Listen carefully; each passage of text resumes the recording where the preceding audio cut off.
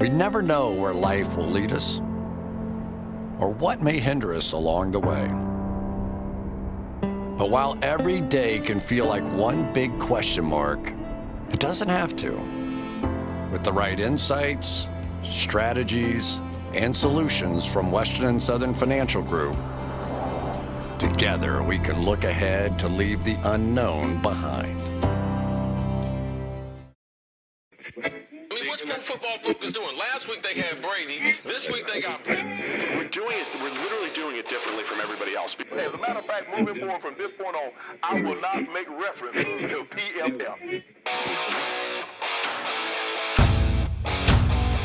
Do you not understand that they are that way because you're Joe Flacco? And you just like to discredit things that people deserve credit for.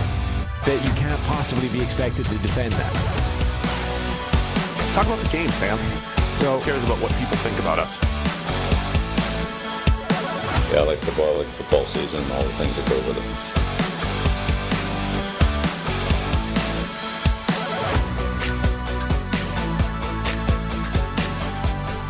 it. Welcome into the PFF NFL podcast. Steve Palazzolo back here with Sam Monson, and we are going to preview all of the Week 12 NFL action. Of course, it's Wednesday. We usually do this on Thursday, so we're here a little bit early for your Thanksgiving travel needs. But also today, we're going to kick it off by discussing not only the charity drive, but the fulfillment of the charity drive. As that's right, I dusted off the right arm to pitch to you, and boy, is it still dusty. Pulled it out of mothballs. We baseballed. We did it last Friday. And we've got the footage. Yes, we have footage. We have audio. We're gonna play it for you now, and then come back and talk about it a little bit. So here's what I'm thinking. If you're live on YouTube, it's happening right now. Yes. We've got about a 7-minute very clip. Little way of avoiding it, except for turning it off, which obviously you're not going to do. Yeah. So everybody, we'll let people get into YouTube here because they want to see this thing. Okay. Just tweeted it out. So we're gonna show the clip. It's about 7 minutes long. If you're watching on replay and you're not interested in watching us baseball, I don't know why, but skip if you're on not, 7 or 8 minutes, you could skip it. If you're listening to the audio version, there will be a condensed 2 to 3 minute kind of synopsis of everything that happened. Yeah, skip on 2 to 3 minutes. You could skip 2 to 3 minutes to go beyond that. Or if you're listening on the audio version and you want to see it, go check out the Week 12 preview on YouTube on the PFF YouTube channel. Yes, that too. And if you're listening to the audio version has an awesome song, so you should listen to that. Yeah, or if you're watching and then you want to go to the audio version. Stop. Just pitch to the thing. All right, let's go. This is what happened when Steve pitched to Sam. Is it a -2? This is the Nuke 2. A little 30. You got the 32 inch, huh? I did. 32.29. 29 might be a little heavy for you, but. Yeah? What else we got up here? 1 year warranty, durability. There you go. I might break it. With my arm side run, man. Yeah, I think that's unlikely.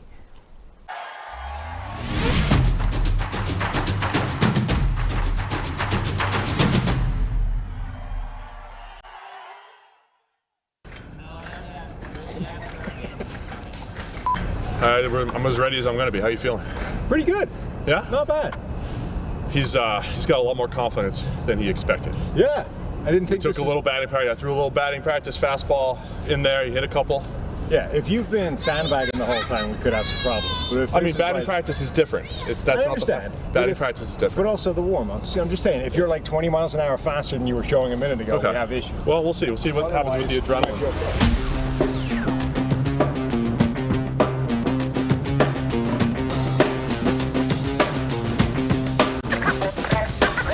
Well, after Steve's warm-up, I actually have more faith in Sam getting a hit than I did when I walked in here.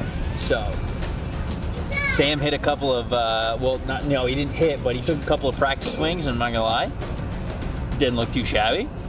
Steve wasn't throwing gas as much as I thought he was, but he might be caging the Tiger a little bit, so I don't know if he's about to let the Tiger out here as we get started, but I actually have some faith in our boy that he's going to get a hit. What's up? My name's Andre Cioldo, Associate Athletic Director for Facilities and Operations here at University of Cincinnati. I drew the straw of letting you guys in and using our baseball field here for a little fun BP action. Looks like Steve is getting ready to warm up and be ready to pitch to Sam. I don't think Sam has a chance based on what I've seen so far. I think when Steve cranks it up, it's going to be all whiffs. Feeling a little rusty. I'm out of breath from warming up. I am warm though, it's 42 degrees, but I'm warm. That's good. Feeling good, that's usually the pitcher's advantage. Probably got 72 in me, miles an hour. Got no catcher, it's really tough without a target, but we're gonna make do here. And excuse is over, let's just go. It's game time.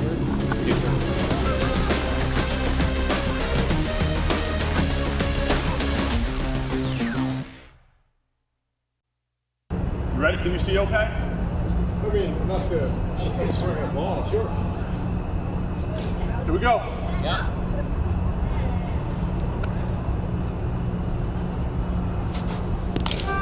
Not even close. Ball.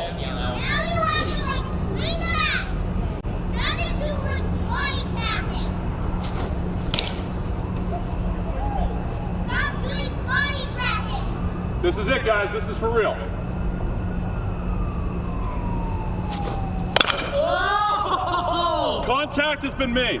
Contact 73. Oh boy, all right. You're already exceeding minimum expectations.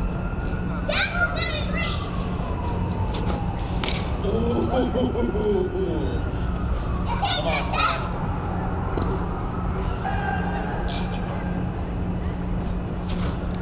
Oh! What happened? 71. All right, I'm gonna gas it up. Oh, now he's gonna gas it up, he said. All right. Within his mechanics, we're gonna gas it up. Famous last words, Steve. Within your mechanics, pump up.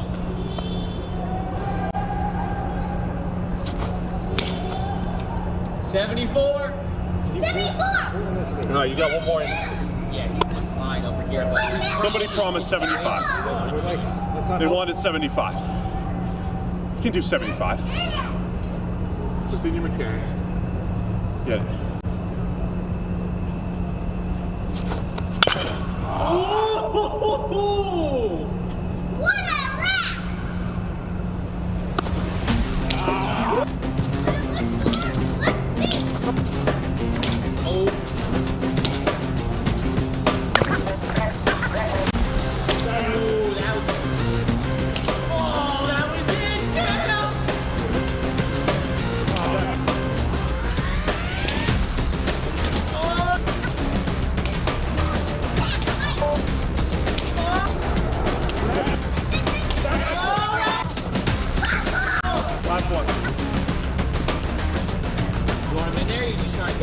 I don't know. You want one more, Sam? Yep. Can you see? Yep. All right. There it is! Let's go! It's over here! It was an infield pop-up! On a 69 pitch!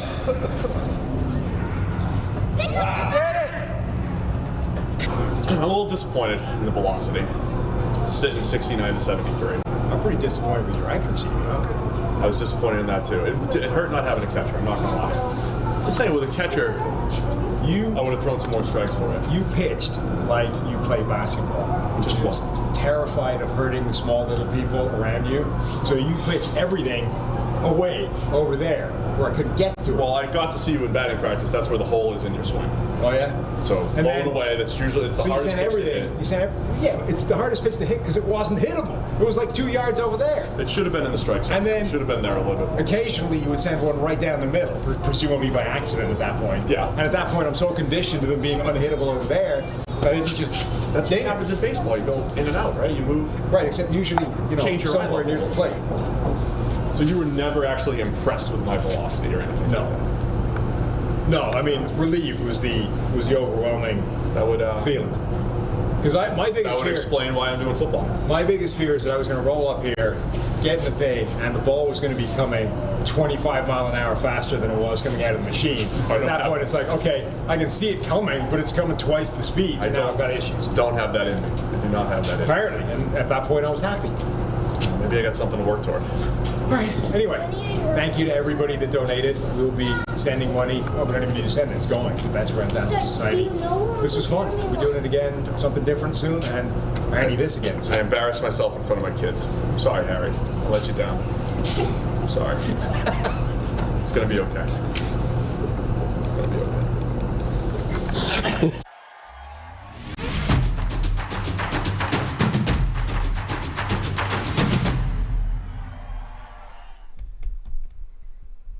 There it is. We did it. Wasn't thrilled with my performance. I'm starting to think this was more punishment for me than for you, the way it turned out. I don't think either of us were happy with the way that turned out. No. I think both of us would like to blame the light. You know, it got dark very quickly, and that wasn't ideal. Yeah. Darkness. I'm impressed you made contact in the dark, which is tough. I mean, the last one, that video where you're like, can you still see? And I'm like, yes, pitch it. At that point, it was just pure annoyance that was getting me. I couldn't see anything and was just refusing to leave until we actually had. You couldn't see on the video, the last one, where there was a massive celebration. I think I was looking into the outfield to see where you had hit it, and the ball landed right next to you. Literally right next to the mound. Yeah. Which was great. But impressive. Contact was made, as I announced earlier. The kids were... that was my kids in the background getting after me. They were heckling you, yeah. Yeah. They were heckling both of us, to be honest. Yeah. Hit better, throw better, the whole thing. Uh-huh. But it was fun. It was fun. We had a lot of fun. We're going to need to do it again because, as you noticed, there was no me being a catcher because there was no catcher. The catcher didn't catcher let us down. I'm less worried about your thumb now. So am I. I'm a lot less worried about it. I mean, if I can't catch one of those, what am I even doing here? I mean, it's not about catching it. Again, it's just not like catching it. No, but I mean catching it without breaking yourself. Like, dude, I would. I'm a soft tossing righty now. I mean, I wouldn't be entirely out of. I wouldn't mind trying to catch one of those without padding, let alone without the glove and the thing. Like, I think that's doable. So we'll have to do it again anyway in daylight and with the catching thing, so that we can make up for the guy that gave us the money for the stretch goal. Until then, the rest of you got that. What was supposed to happen if I hit 75? Because I failed. Somebody was going to put in another 50 or another 75 or something. Man, I really failed the animals. You did. You failed the animals. Well, I still have a chance. Next time we do it. So what did you 74? Was that what you maxed out at? 74. This was sophomore in high school me. Yeah. That you faced. Yeah. I mean, it wasn't minus my control, minus the control. Honestly, my big concern was like, we're going to get out there. It's going to be 20 miles an hour faster than the machine, and it was going to be horrendous. When you were doing the last warm-ups, I kind of stood behind the net thing, to watch them coming right at me. I was kind of like, oh, this is actually fine. This is not problematic. Oh, that was rough. Anyway, so we have a bunch of thank yous to do. We, first of all, thank you to Stinger Bats and our guy Derek Fye. He hooked us up with the metal bat that we used with this awesome custom one that we're just using for decoration in the show. Wouldn't have been possible without them. Or it would have been, but it would have cost me a lot of money. Yeah. It would. So I'm thankful for that. The bat did you well, right? It did. No vibrations or anything like that. Well, there was a lot of vibration with that last one I hit in the batting practice. That hurt quite a lot. But I think that was a me problem, not a bat problem. Yeah, when you hit it on the very end, it's an issue. Thank you to David Solfaro, our PR guy, for getting the UC connection. Thank you to Andre and UC for letting us use their facilities. Very kind. Yeah, they let us in on a Friday evening when everybody wanted to go home. Right. And they let us into the building. God knows nobody wanted to go home more than Andre. That dude wanted out of there as fast as possible. Andre's probably got family at home that he's trying to get to and on a Friday evening. Thank you to everybody that donated. We are 47.54 right now, which means total for all of our charity drives are over 12 grand now.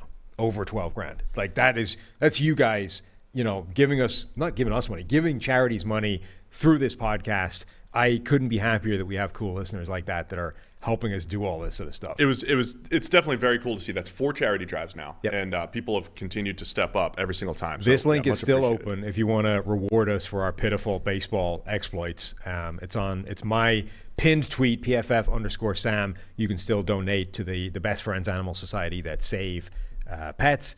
We'll do another version of this, and we now need a new charity drive. So we'll be setting up the next one soon. Yeah, we'll get. No, I was thinking on the way here, we should combine them all. Thank you to Tyler for doing the video and stuff. Tyler did a great job with the video. There's the long form one. There's we got again the short audio one that we did there. But yeah, Tyler. There's probably other people we should thank, but that's it for now. Trevor. Thank you all. Trevor came by. I'd like to thank my parents. I'd like to thank the Academy.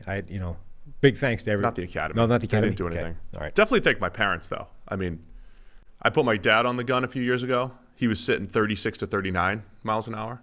So that's where I got my soft toss. I can't believe we didn't. We should have. I can't believe I didn't throw anything just to find out what a normal. We didn't have time. We were running out of sunlight. No, we didn't know. For a radar gun, just to find out what a normal human throws a ball at. You would have been in the 40s. We can do that again. You bought a gun. It's not like it's not going anywhere. I know. We'll do that next time. Yeah, we'll do it in here somewhere. I'm higher than 40s. 50? You don't think I can't hit 50? You'll throw 53. Okay. I'm not concerned about, now you see, unlike you, I have zero concern about accuracy. I'm just going to be. True. It's going to be Fitzpatrick out here putting my life force into the throw. That was Friday. Today's Wednesday. Still have some soreness. The scapular region, the back of the shoulder. Of course. Nothing surgery related or anything, but the muscles are sore. Still. Uh-huh. Hips hurting. Hips. And you could. Yeah, you're landing. It's all leg drive and everything when you're using your legs and you're actually driving. And then you could tell not in the greatest shape in the world. I was out of breath the entire time. Rushed the warm up. Rushed through everything. But I was more concerned about my accuracy, not giving you enough strikes to hit. I was, not concerned by that, but kind of upset by that. Yeah. And I did feel. I don't know if I've got more in me, and if I was worried about hitting you, because when you try to throw too hard, you were definitely worried about inside. There's no way. Aside from anything else, there's simply no way you're accurate enough to be putting them there by deliberate. You specifically went out there and were like, I can't possibly hit him with the ball. Let's put them all over here. Well, as I said on the video too, I threw some easy batting practice to you, which is probably the same velocity. Threw some batting practice to you before to get and I was like, oh, he's not going to hit the ball down and away like most hitters, but down and so that's what I was also going for. The hole in your swing. You think? Yes. Uh-huh. Yeah. It's not like when I'm playing with my kids when you try to hit their bat path, make them feel good. I was trying to do the opposite with you, but a few times I did throw it into your bat path apparently. A few times you put a beautiful one right down the middle by mistake, and I was so conditioned to them being 2 yards further out, I just missed it. Right. That was upsetting. Yeah. So anyway, thanks to everybody. We appreciate it. We had a great time. Thank you for suffering through that if you had no interest in it. Now we'll talk the NFL. All right, it's NFL time. For all you the YouTubers, put the timestamp in for your friends. This is when the football talk begins. It is Thanksgiving weekend, and that means 3 games on Thanksgiving. Of course, starting with the Detroit Lions. Who doesn't want to see the Detroit Lions right at the beginning of lunchtime? Chicago Bears at the Lions. The Bears are favored by 3 with Andy Dalton scheduled to start at quarterback. We have Jared Goff trending to start. One caveat in all this, not so much the Thursday games, but the rest of the games. We're doing this without injury reports, without even a Wednesday injury report for the Sunday games. Yeah. So there could be some discussion about players who, by the time you listen to this, have been ruled out. We're flying in the dark a little bit here. But for the Thursday games, yes, we're looking at Goff versus Dalton for your 12:30 traditional Lions start. Yeah. And there's also reports that Matt Nagy may have already been fired and is still being made coach. Sounds like those are false. It could be. Though it's the Bears right now, and who on earth knows? If it happens, though, they've never fired a coach midseason. Right. Never. 100-plus year history of the team. It's never happened. I will say this. There are folks around the league taking a little glance at the Bears, taking a glance at the New York Giants in those particular jobs. So we'll just say that. Like the people that are hoping to get another job or whatever it might be, they're taking note. They're always scouring where could the changes be this offseason, and of course the Bears are potentially high on that list. So unfortunately, we don't get to see another look at Justin Fields here. The Lions receiving core, they bring Josh Reynolds in off the trash heap essentially, and he's like their number 1 wide receiver. I think it just shows Poor Jared Goff, poor Tim Boyle, just nobody to throw to in Detroit. So what are we watching for this one? Just Penei Sewell again at right tackle?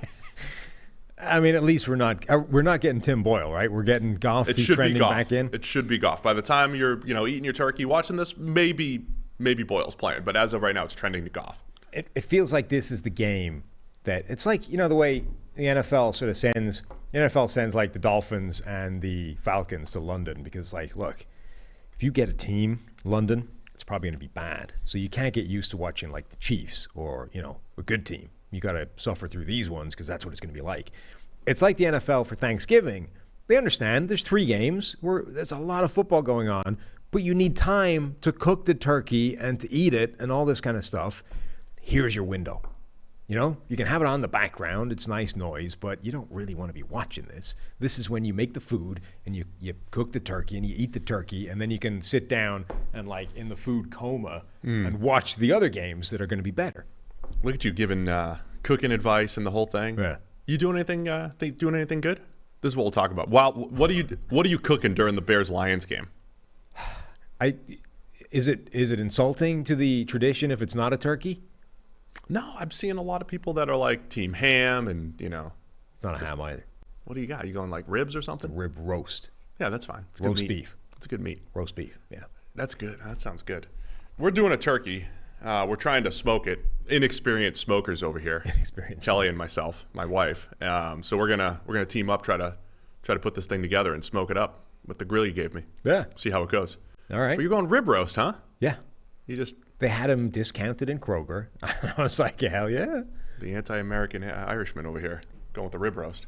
I mean, look, rib roast is a good Sunday lunch type of meal, right? Let us know in the comments. You guys, is anyone cooking a non-turkey? I want to know in the YouTube comments. And are you cooking it during the Bears-Lions game? What are we even doing here? What else are we looking for in this game? Okay, here's what else I'm looking for. Darnell Mooney. Yeah. Legitimate deep play threat for the Chicago Bears. And with Allen Robinson, a pending free agent. Allen Robinson not having a great season this year. This is probably the first year you could look at Allen Robinson and not that you're not feeling bad for him because he still doesn't have a great quarterback situation, but he's not having a great year either, and he's been just banged up and the whole thing, right? Is Darnell Mooney the future number 1 for the Bears? A 5th-round pick last year with legitimate speed. It's unfortunate for Robinson that, like, he's been essentially quarterback proof for his entire life, and then this year going into free agency, it's the one year where you would like to have maintained, being quarterback proof, and all of a sudden the wheels fall off and he's not particularly good this season. It's not all his fault, but injuries and like everything has conspired against him essentially this season. So it's a shame for him because I would imagine that's going to affect his market in free agency.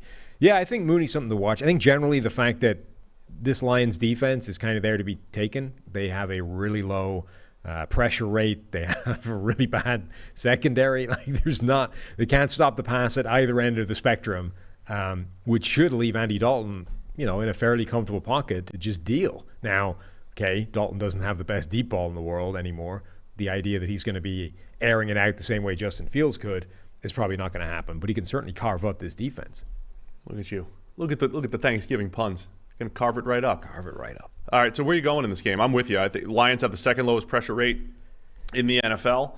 I don't know if Goff is actually tank-proof. I don't know if he can carry this squad at this point, so I'm leaning Bears. Where are you going with this one? They're favored by 3 again on the road here against the Lions. Yeah, give me the Bears. All right, so we'll both take the Bears to win and cover on the road here. Again, that's pending. That's expecting a Dalton versus Goff matchup. Same thing if Boyle plays. By the way, against the spread last week, you were 5-10. Oh, I was 7-8. 7-8. So I am now 34-33 since we started keeping track here. 21-34. But you really nailed that Texans upset, which was nice. Yeah. Got to give a shout out to X-Chair, one of the newest PFF NFL podcast sponsors here. Working from home is more important now than ever before, and you can optimize your home office with an X-Chair and our many accessories to enhance your focus, productivity, energy, and comfort. Once you feel the customized support of X-Chair's patented dynamic variable lumbar, that's the DVL, there is no going back. It's all in the LMX massage and temperature regulation, exclusively designed and made for X-Chair. So this is where you got heating, cooling, the massage feature, which I use every morning, along with, again, the heater, because I get the cold office. With versatile comfort and extraordinary design, X-Chair fits any space. high performance, quality engineering, extreme comfort. Those are all the reasons I love my X chair, and I love working in it. It's comfortable. I got that little headrest that you can see there if you're watching on video, and you can take my advice and try X chair for yourself, risk-free. That's right, it's risk-free for 30 days. All you have to do is go to xchair.nflpod.com. That's X chair, the letter X chair, NFLPOD.com, or call 1-844-4XChair for $100 off your order. X-Chair has a 30-day guarantee of complete comfort, and you can finance your purchase for as little as $30 a month. It's xchair.nflpod.com. If you're watching on YouTube right now, check out the link in the description. All right, so after you cook, you eat during the second half of the Bears-Lions game. Is that right? Or maybe catch the end of the second half in case it's close. Early, right? Yeah, it's a 12:30 Eastern start. And then it's Vegas and the Cowboys. Raiders at the Cowboys. Now, the Cowboys coming off their disappointing effort where they lose 19-9 to the Kansas City Chiefs. They're favored by 7.5. And I think this is one of the themes of this week. Home and away matters, right? Home field advantage matters and all that stuff. The Cowboys, I know they did get beaten out pretty bad at home a couple weeks ago, but they score a lot more points at home. They're a better team at home, and I think it's easy to get caught up in, man, they really struggled last week against the Chiefs. How are they favored by 7.5? Well, the Raiders are also trending in a rough direction as well. But does that feel like too big of a number here for Cowboys-Raiders? Yeah, maybe. I definitely don't like the direction the Raiders are heading in. On the other hand, Dallas are probably going to be without their two best receivers again. Right. And when that happened last week, it didn't go well. I like what they have in Michael Gallup and Cedric Wilson in particular. And in theory, when those guys have to step up, they're capable of it, but neither of them really did last week. Gallup, I think, was more let down by the situation around him, whereas Cedric Wilson dropped a couple of passes, which really didn't help. So I think there's definitely a chance that Dallas is not firing on all cylinders again. And when that happens, they're capable of having this. It should be a closer game because I just don't think they're going to score enough points to get way out ahead and make that spread viable. Yeah, I mean, with Cooper and CeeDee Lamb both out, that is a completely different Dallas team. The other thing working for them, though, they are averaging 36 points per game at home. This is the split I'm talking about. 36 points per game at home for Dallas, 23 on the road. So again, they're coming off that road game. It's easy to maybe sour on a team when they play a road game and now they're home, short week, Thanksgiving and the whole thing. But I am concerned about Dak without Cooper and Lamb.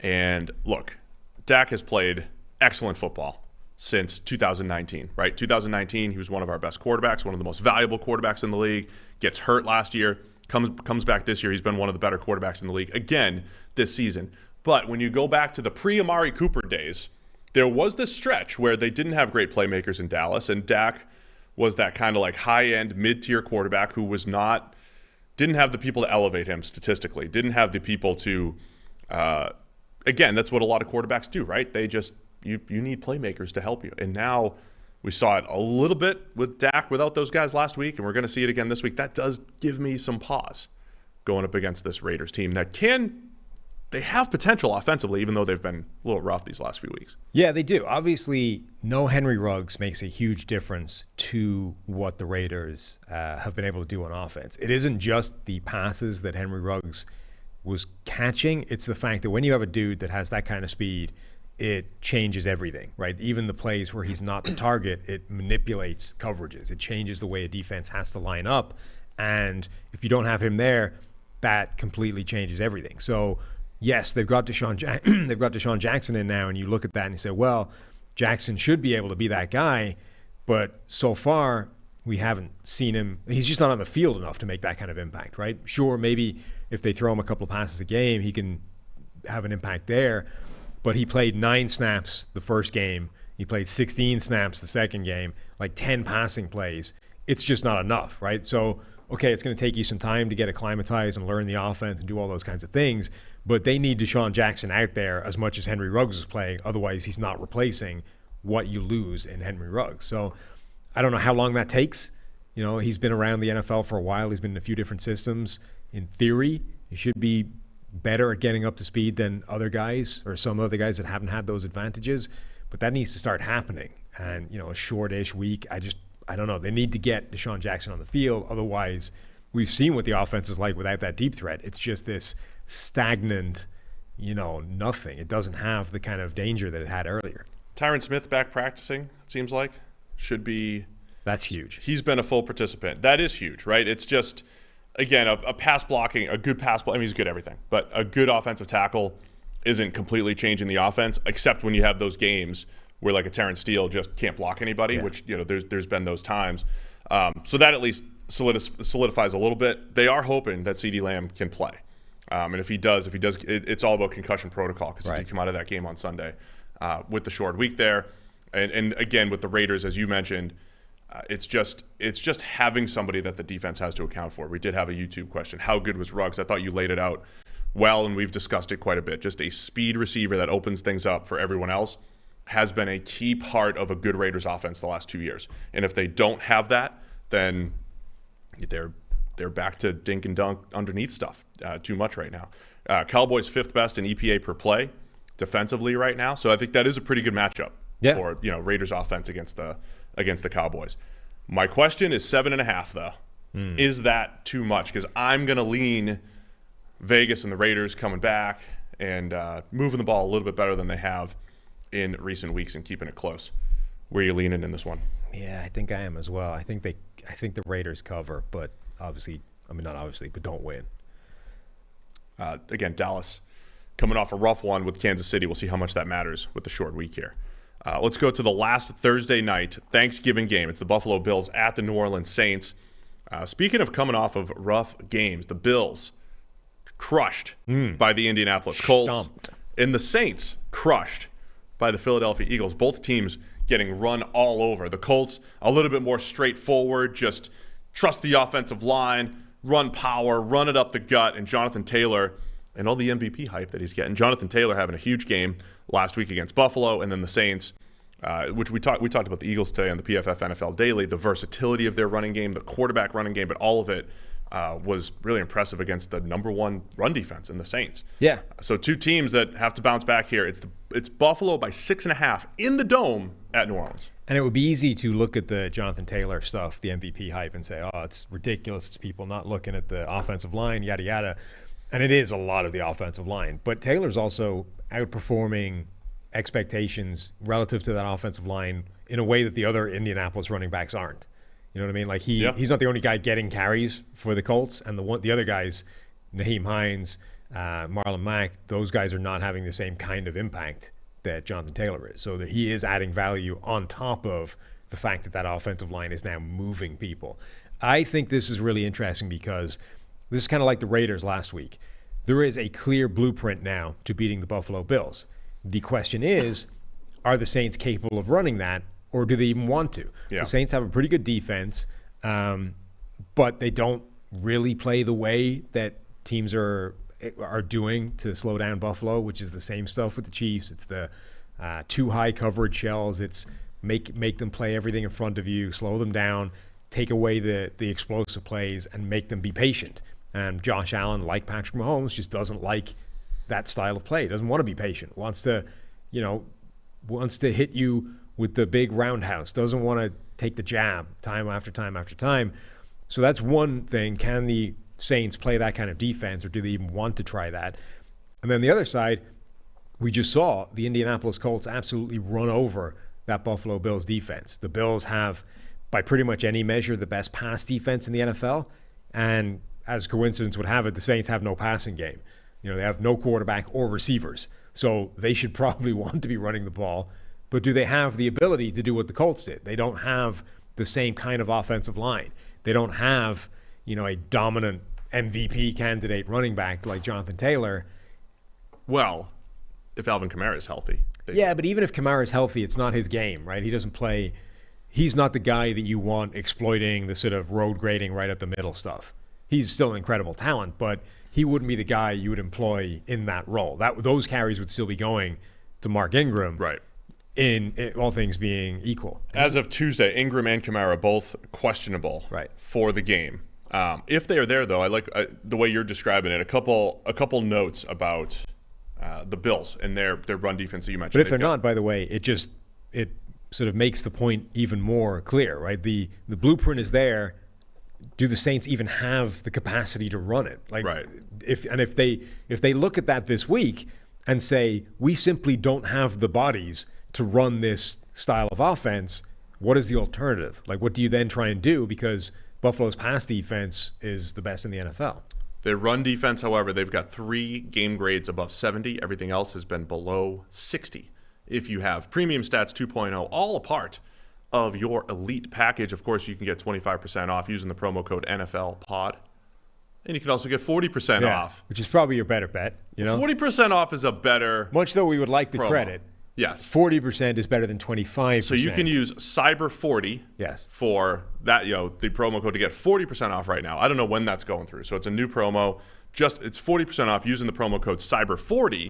But just send a note that the PFF NFL podcast sent you, all right? Because it's all about credit around here, but we want you guys to have 40% off as use well. Use Cyber40 and then email in and tell them we told you to do it. I only signed up because Steve and Sam sent me. Excellent. Okay, so that we just need credit. That's all that we're caring. But we want you guys to get 40% off this time around, Cyber40. But if you have PFF Elite and you go to the Buffalo Bills page, the 2 numbers that really stand out to me here, those run defense grades that I mentioned. Last week, a season low 35, where they got absolutely owned against the Colts. Now, I've heard rumblings about Josh Allen's offensive line. You hear these rumblings that, the Bills aren't doing him well with the offensive line, and he's not feeling comfortable behind this pass-blocking offensive line.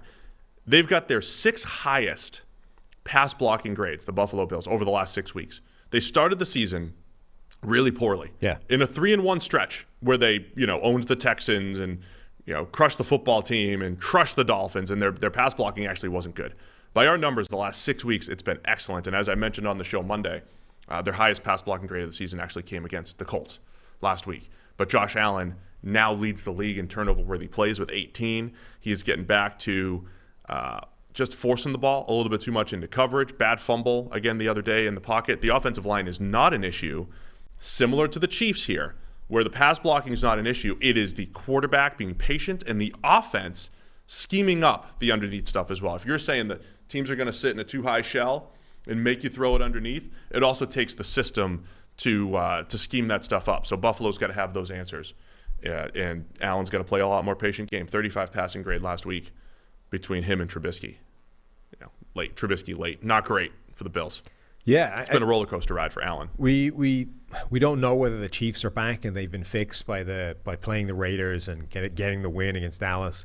But I think Buffalo is right where Kansas City was a couple of weeks ago in terms of, the blueprint is out on how to beat us, and we don't yet have the counter to that. And not just that, but the team that's most important for us right now in terms of beating and getting back to the top of the division and playoff standing and all those kinds of things is 100% set up to play the game plan that's currently causing us problems. The New England Patriots have the kind of defense that tends to do that anyway in terms of taking away what you want to do, force you to do the stuff you don't want to do, etc. And they have an offense that is well capable of pounding the rock and running right over you. So all of a sudden, Buffalo needs to figure out the fix to that quickly. And the Saints, I think, are a reasonable team to try and get back on track against because they have a good defense. It doesn't play necessarily that style. And their offense is always better than the sum of the personnel. You look at the Saints' personnel in some spots in offense, you're like, how is this team even scoring? But they do. So if Buffalo can have a convincing bounce-back performance here, you would go into games against New England with a little bit more confidence. If they have the same kind of wobbles and struggles and can't get anything going on offense and Allen makes some turnovers, and now all of a sudden you're looking at those Patriots games and saying, they don't win. There's no way they beat the Patriots. I kind of forgot these aren't the games of the week, and we did go kind of long form on them. So we gave you your Thanksgiving money's worth. Anytime you get Josh Allen in a dome, there's always the chance he could throw the ball 80 yards. True. I have to mention that. Yeah. So where are you leaning on this one? I'm going to go New Orleans covering the 6.5 at home. I'm going to go with the bounce back for Buffalo. I don't think the Saints have the bodies to work on either side of the ball the way that you should to beat Buffalo. And when teams can't do that, I think the Bills are happy. The chat room box, what do we call that thing? The chat? The chat. YouTube chat? The live chat in YouTube. Oh, don't read it. Don't read it. It's divided on the outcome of that baseball thing. There's one person saying that I had more than 2 contacts, so that's a win for me. No, I think you won. I'm I'm with them. There's another person saying that you're a good friend for letting me hit that last one. I'm with that too. Yeah, that's what happened. Then there's one other person who was saying that your arm makes Big Ben look like Mahomes. Poor Big Ben. Poor you. Oh, makes Big Ben look like Mahomes. Yeah. Oh, yeah. Poor me. I agree. Rough. And we're the same age, Ben and I. Yeah. The difference is apparently you have the same arm now as well. We've probably worked out just as much, same amount too in the last 10 years. You need that ice getup that he has. The whole I was going to send you a picture. I was thing. going to ice my arm like crazy. I actually stopped icing my arm late in my career. Full fish oil recovery. Full fish oil. Crushed fish oil. Great recovery. A little arm exercise, no ice, fish oil. Arm felt great. Ice, fish oil. Maybe I haven't had enough fish oil in the last few weeks to How keep much the arm healthy. have you been just downing the pills? I've been using a normal amount of fish oil. During the season, I would probably use 10 times as much as the recommended amount. Yeah. But you can't overdose on fish oil, so it's okay. But that made my arm feel great. Okay. Back in the day. No ice over here. How many balls did Sam actually put in play? Ben asks. Ben's trying to work out how much money he owes the charity by trying to figure out how many. Legitimately one. I had 2 that you fouled off and 1 pop-up that landed next to me. How far forward does it need to go to be in play? Well, didn't both of them hit you in the batter's box? Didn't one at least hit you when you hit it? One went straight down and skipped That's fair. forward. That's maybe. in play. Okay, so at least 2.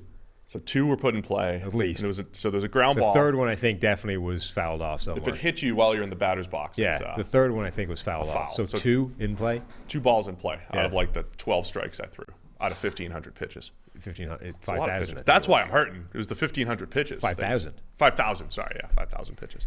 All right, let's get to the games of the week here.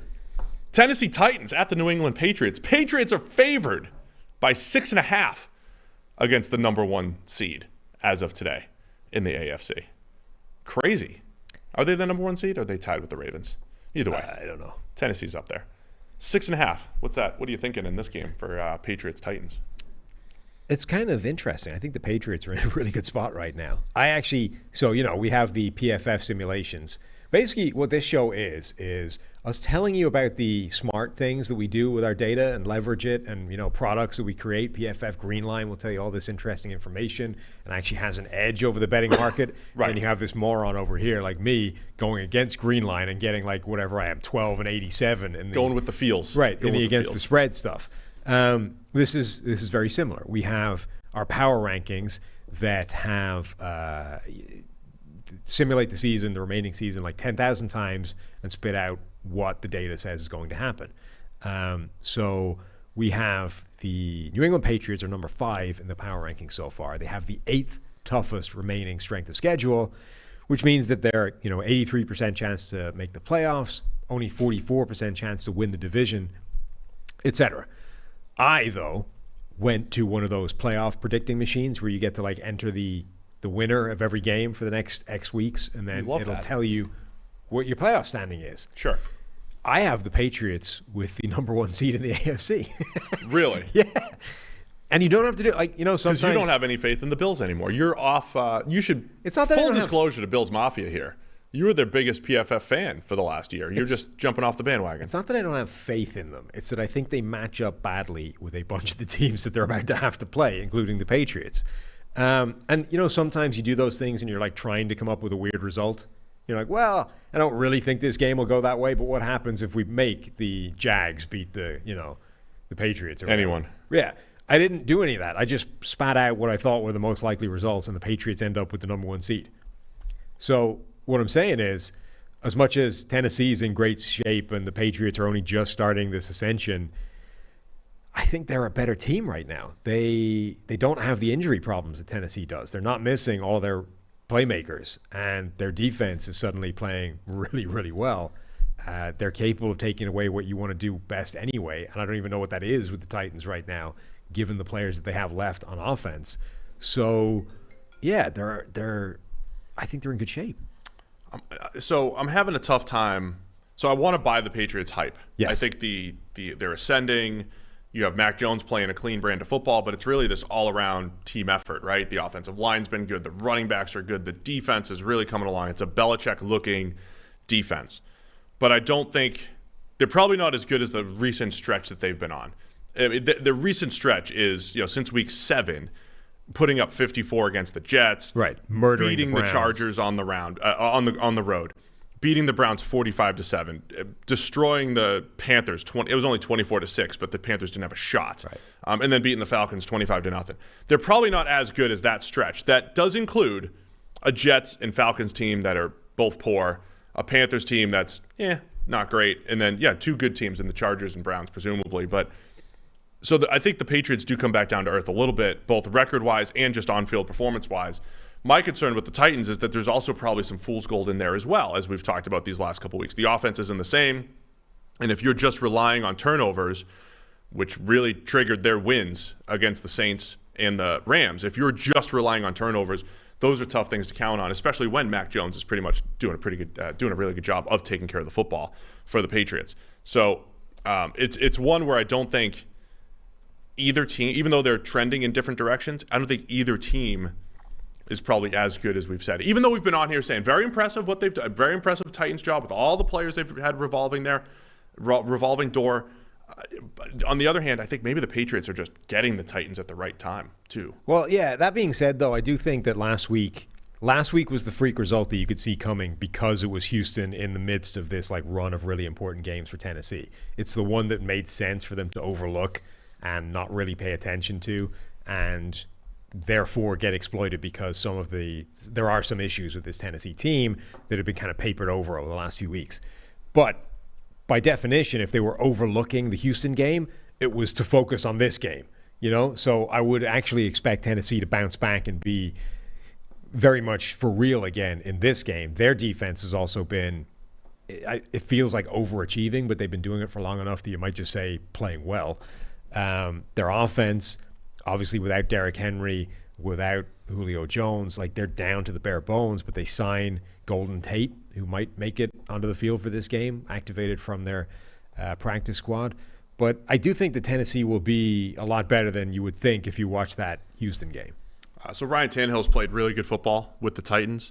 Last week, maybe his worst game as a Titan. It's the 7 turnover-worthy plays, as you said. Yeah, the weather was certainly a factor.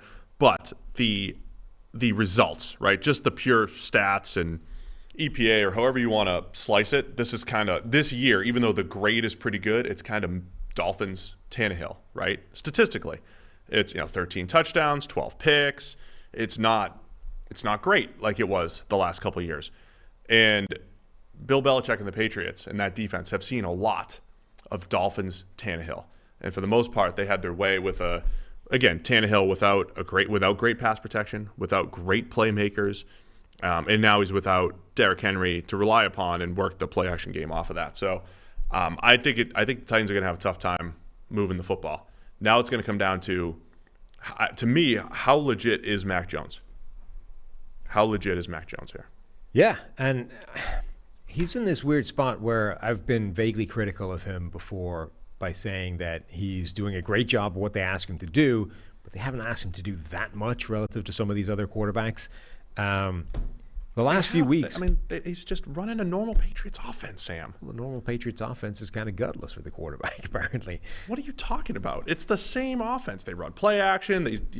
But then you get like a game like the Falcons where it's like he's perfect and then has he has to push the ball downfield once and throws a pick. Yeah, look, he takes the underneath stuff a lot, but it's not like his average depth of target is horrendous. 7.7. It's on the lower end. But it was also just a game where they didn't have to do a whole lot against the Falcons. And yes, his one pass, he misread a seam route and threw an interception. But those are the types of plays, right? With an 84.6 passing grade as a rookie, and admittedly, it is on the more conservative side, but Mac Jones just doesn't miss a ton of throws. Does he go through this stretch where he starts to miss a little bit more? And when he's missed, it's been of the turnover-worthy variety. If he has 2 or 3 of those in this game, I think Tennessee has a shot. If not, if he keeps playing a clean brand of football, I think the Patriots, they're a better team. They're trending to looking like a better team if Mac just hits all that underneath stuff, whether he's got to go down the field or not. If he does throw one up and Kevin Byard gets his hands on one, Tennessee's got a shot. I'm worried about all the points, though, 6.5, if the Patriots going to cover all that. Yeah. I want to buy into this hype since I picked them for the number 1 seed in the AFC, but I do think Tennessee is going to have a much better game, and that's are they a full touchdown worse? Tennessee to cover. Take New England, man. Take New England. Take them? Yeah. Okay. I'll take New England. I'll take Tennessee. I'll take New England, but now if I come back next week and this is one of the games that puts me like 2-8, you won't even remember. This is your fault. You won't remember by then. Yeah, probably not. It is one of the games of the week, and the difference, the winner gets a massive leg up when it comes to the number 1 seed. Speaking of getting a leg up, Manscaped just launched new products. That segue doesn't make any sense at all. Cancel it. It makes some sense. Cut that. It's not getting ahead of the competition. Knock yourself out. Steve didn't say any of that. Manscaped just launched new products, including their all-new ultra-premium body wash and 2-in-1 shampoo and conditioner. It's time to give yourself or someone who needs it the gift of beautiful skin, hair, and balls this holiday season. Go to manscaped.com. Use the promo code PFF for 20% off plus free shipping. Look at these products right here. What's in the box? What's in the box? What's in the Performance Package 4.0? You'll find the signature Lawnmower 4.0. This electric trimmer has proprietary advanced skin-safe technology to reduce cuts on your nuts. It's also waterproof, so you can use it in the shower or during snow games, rain games, doesn't matter. They also, again, we mentioned the 2-in-1 shampoo and conditioner, which has key ingredients with benefits that include hydrating, nourishing, conditioning the scalp, and strengthening whatever hair you have left at the same time. 'Tis the season to load up on Manscaped products, so get yourself, your dad, your brother, and friends the best gift of all. It's the Manscaped Performance Package 4.0. Get 20% off and free shipping with the code PFF at manscaped.com. That's 20% off with free shipping at manscaped.com. Use the promo code PFF. Clean up your nuts and make Santa proud this year. With the gift of beautiful balls. Jingle balls to the wall as well. Just in case that doesn't come back, we got it. Oh, man. What's the next game of the week here? Tampa Bay Bucs at the Indianapolis Colts. I just want to highlight this one as well, where the where things are trending. It didn't realize Brady and the Bucs had not won a game in over a month. Everybody was making a big deal because they had to bye. They lost 2 in a row. They lost both on the road, so people were souring on the Bucs. They have been a much better team at home. The only undefeated team, them and the Packers, the only undefeated teams at home. Bucs are averaging 38 points per game at home, only 23 on the road. So now you're coming off this game where they win pretty handily against the Giants on Monday Night Football at home. How much will another away effort against the Colts kind of change Bucs' perception here? Meanwhile, the Colts coming off of a big road win against the Bills that we already talked about, and the Colts have the 5th most points per game this year. So when we talk about trending, now the Colts, they're one of the hot teams in the NFL right now. Can they upset the Bucs, who are favored by 3? The home field thing is funny. There's some really contrived random statistics out there that are just kind of, some of them are funny and some of them are just like bizarre. There was a stat that Colt McCoy is the only quarterback to have a win in Seattle in each of the last 2 seasons, including Seattle quarterbacks, which effectively is a stat that says Russell Wilson didn't win a game at home yet this year. What was the first part of the stat? I was laughing at shout out to our guy, PFF NFL podcast memes already on the already going to town on the video. Yeah. Colt McCoy is the only quarterback that has a win in Seattle in each of the last 2 seasons. Oh, wow. Including they Seattle did upset quarterbacks. The Seahawks last year. Yeah. Including Seattle quarterbacks. Because essentially Geno Smith didn't play last year and Russell Wilson didn't win at home before he got injured this year. Incredible. Yeah. Yeah. That's, wow. What a stat. It's a bizarre stat, but apparently it's true. That's what Colt McCoy does. Sorry, so what was our point here? The Bucs are going to play the Colts. Yes. In Indianapolis, right up the street. So now we get a test of just how dominant is this Indianapolis ground game, because you're going up against one of the best run defenses in the NFL, who have shut down a lot of run games. This is where you need that offensive line to dominate again and show that, because that is the Indianapolis Colts path to the postseason and to any kind of success, is Jonathan Taylor on the ground, Carson Wentz not having to do as much as he was doing earlier in the season, and playing that pretty clean brand of football. We were looking at the turnover-worthy play stats yesterday or whenever it was. Even with the 2-week stretch where he had 7 of them, he has one of the best turnover-worthy play rates in the NFL, and by far the best of his career. If you remove the game that was in the middle of a rainstorm, he's right there with Tom Brady. You're talking about. Yes. Yep. He's right there with Tom Brady as essentially the best, the most turnover-averse quarterback in the NFL. You remove both those games because what the hell, let's take away the bad ones, then he's basically amazing. He's like the best quarterback I've ever seen at avoiding turnovers. This is not what you expect from Carson Wentz, but that's actually what they've been getting more weeks than not.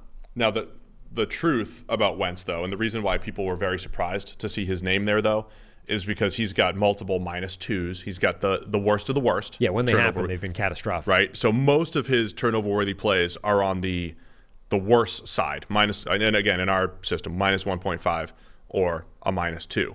That's why a lot of people, when I posted that stat, were very surprised that Wentz was up there in that particular number.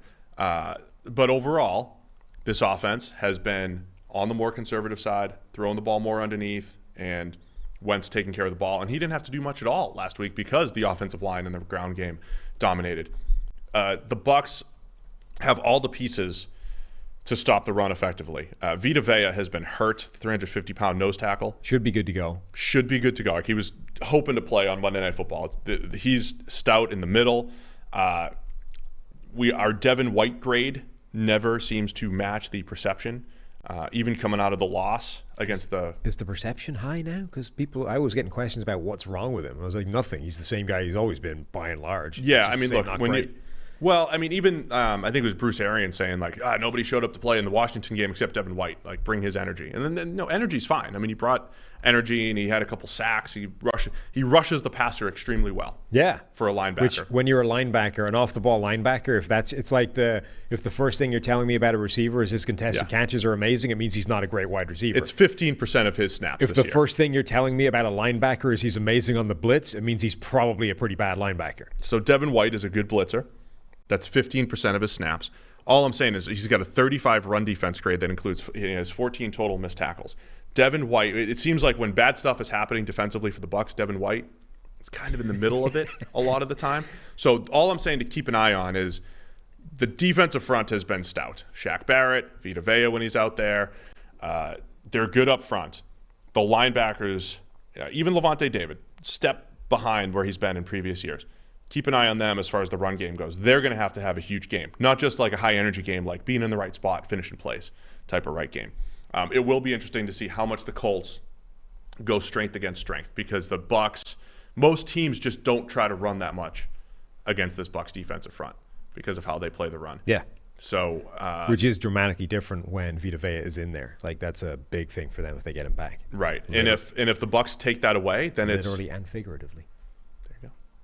And if the Bucs take that away, then it's Carson Wentz against a secondary that's starting to get healthier here. Sean Murphy-Bunting returned on Monday Night Football. The other side of the ball is interesting as well because Indianapolis runs the kind of defense that causes the Josh Allens and the Patrick Mahomes of the world real issues because they're going to force you to be patient. They're going to make you take the underneath stuff and win in an ugly, boring kind of way. And those guys hate doing that. Tom Brady feels like the quarterback that will do that all day. If you say you are going to have to win this with 1 million 8-yard passes, but you're not going to have the deep shot, I think Brady's okay with that in a way that those other quarterbacks are not. Yeah, I think the Bucs. So I think the home road stuff won't affect the Bucs offense as much in this particular one. Brady historically plays really well. It's indoors, it's dome. You got clean passing conditions. Antonio Brown might be back. Gronk was back on Monday Night Football as well. We didn't get a chance to really review Monday Night Football because of the quick turnaround here, but the Bucs offense looked good. Brady threw the ball the best he had in weeks, really. So I expect the Bucs to have success on offense. I really think it comes down to what happens on the other side of the ball. Strategically, for the Colts, it might not be a bad play to put the ball in Wentz's hands a little bit more and use their underneath passing game that has really hurt the Bucs quite a bit this season. Again, they're getting healthier, but it might be a good game to not feature the MVP, Jonathan Taylor, as well. I think the real MVP of the league is Tom Brady in this game. But how comfortable do you think Frank Reich would be in actually leaning on Wentz more than they have? Because this feels like, he was saying that even with the crazy workload that Jonathan Taylor has had recently, he wants more. Keep giving him the ball. Load him up. It feels good. Like, if you're going to be that efficient on the ground, go for it. You go for it. They did it against a weak Bills run defense. They did it against the Jets a few weeks ago where everything worked, the 250-250 game, passing and rushing yards. That would be the concern, right? Good defense Good run defense can slow down a good rushing attack, even though the Saints were unable to do it last week. I think the difference there is they had the quarterback component. The key to stopping the run is numbers and defeating blocks. And the Colts won't outnumber the Bucs necessarily because they don't have the quarterback component. And the Bucs know how to shed blocks and make plays in the run game. So I think the Bucs can slow down MVP Jonathan Taylor in this offensive line.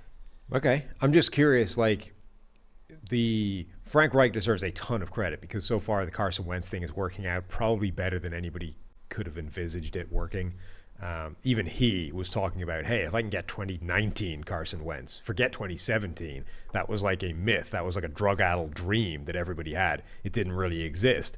2019 is the guy that I want. If I can get him, we're in good shape.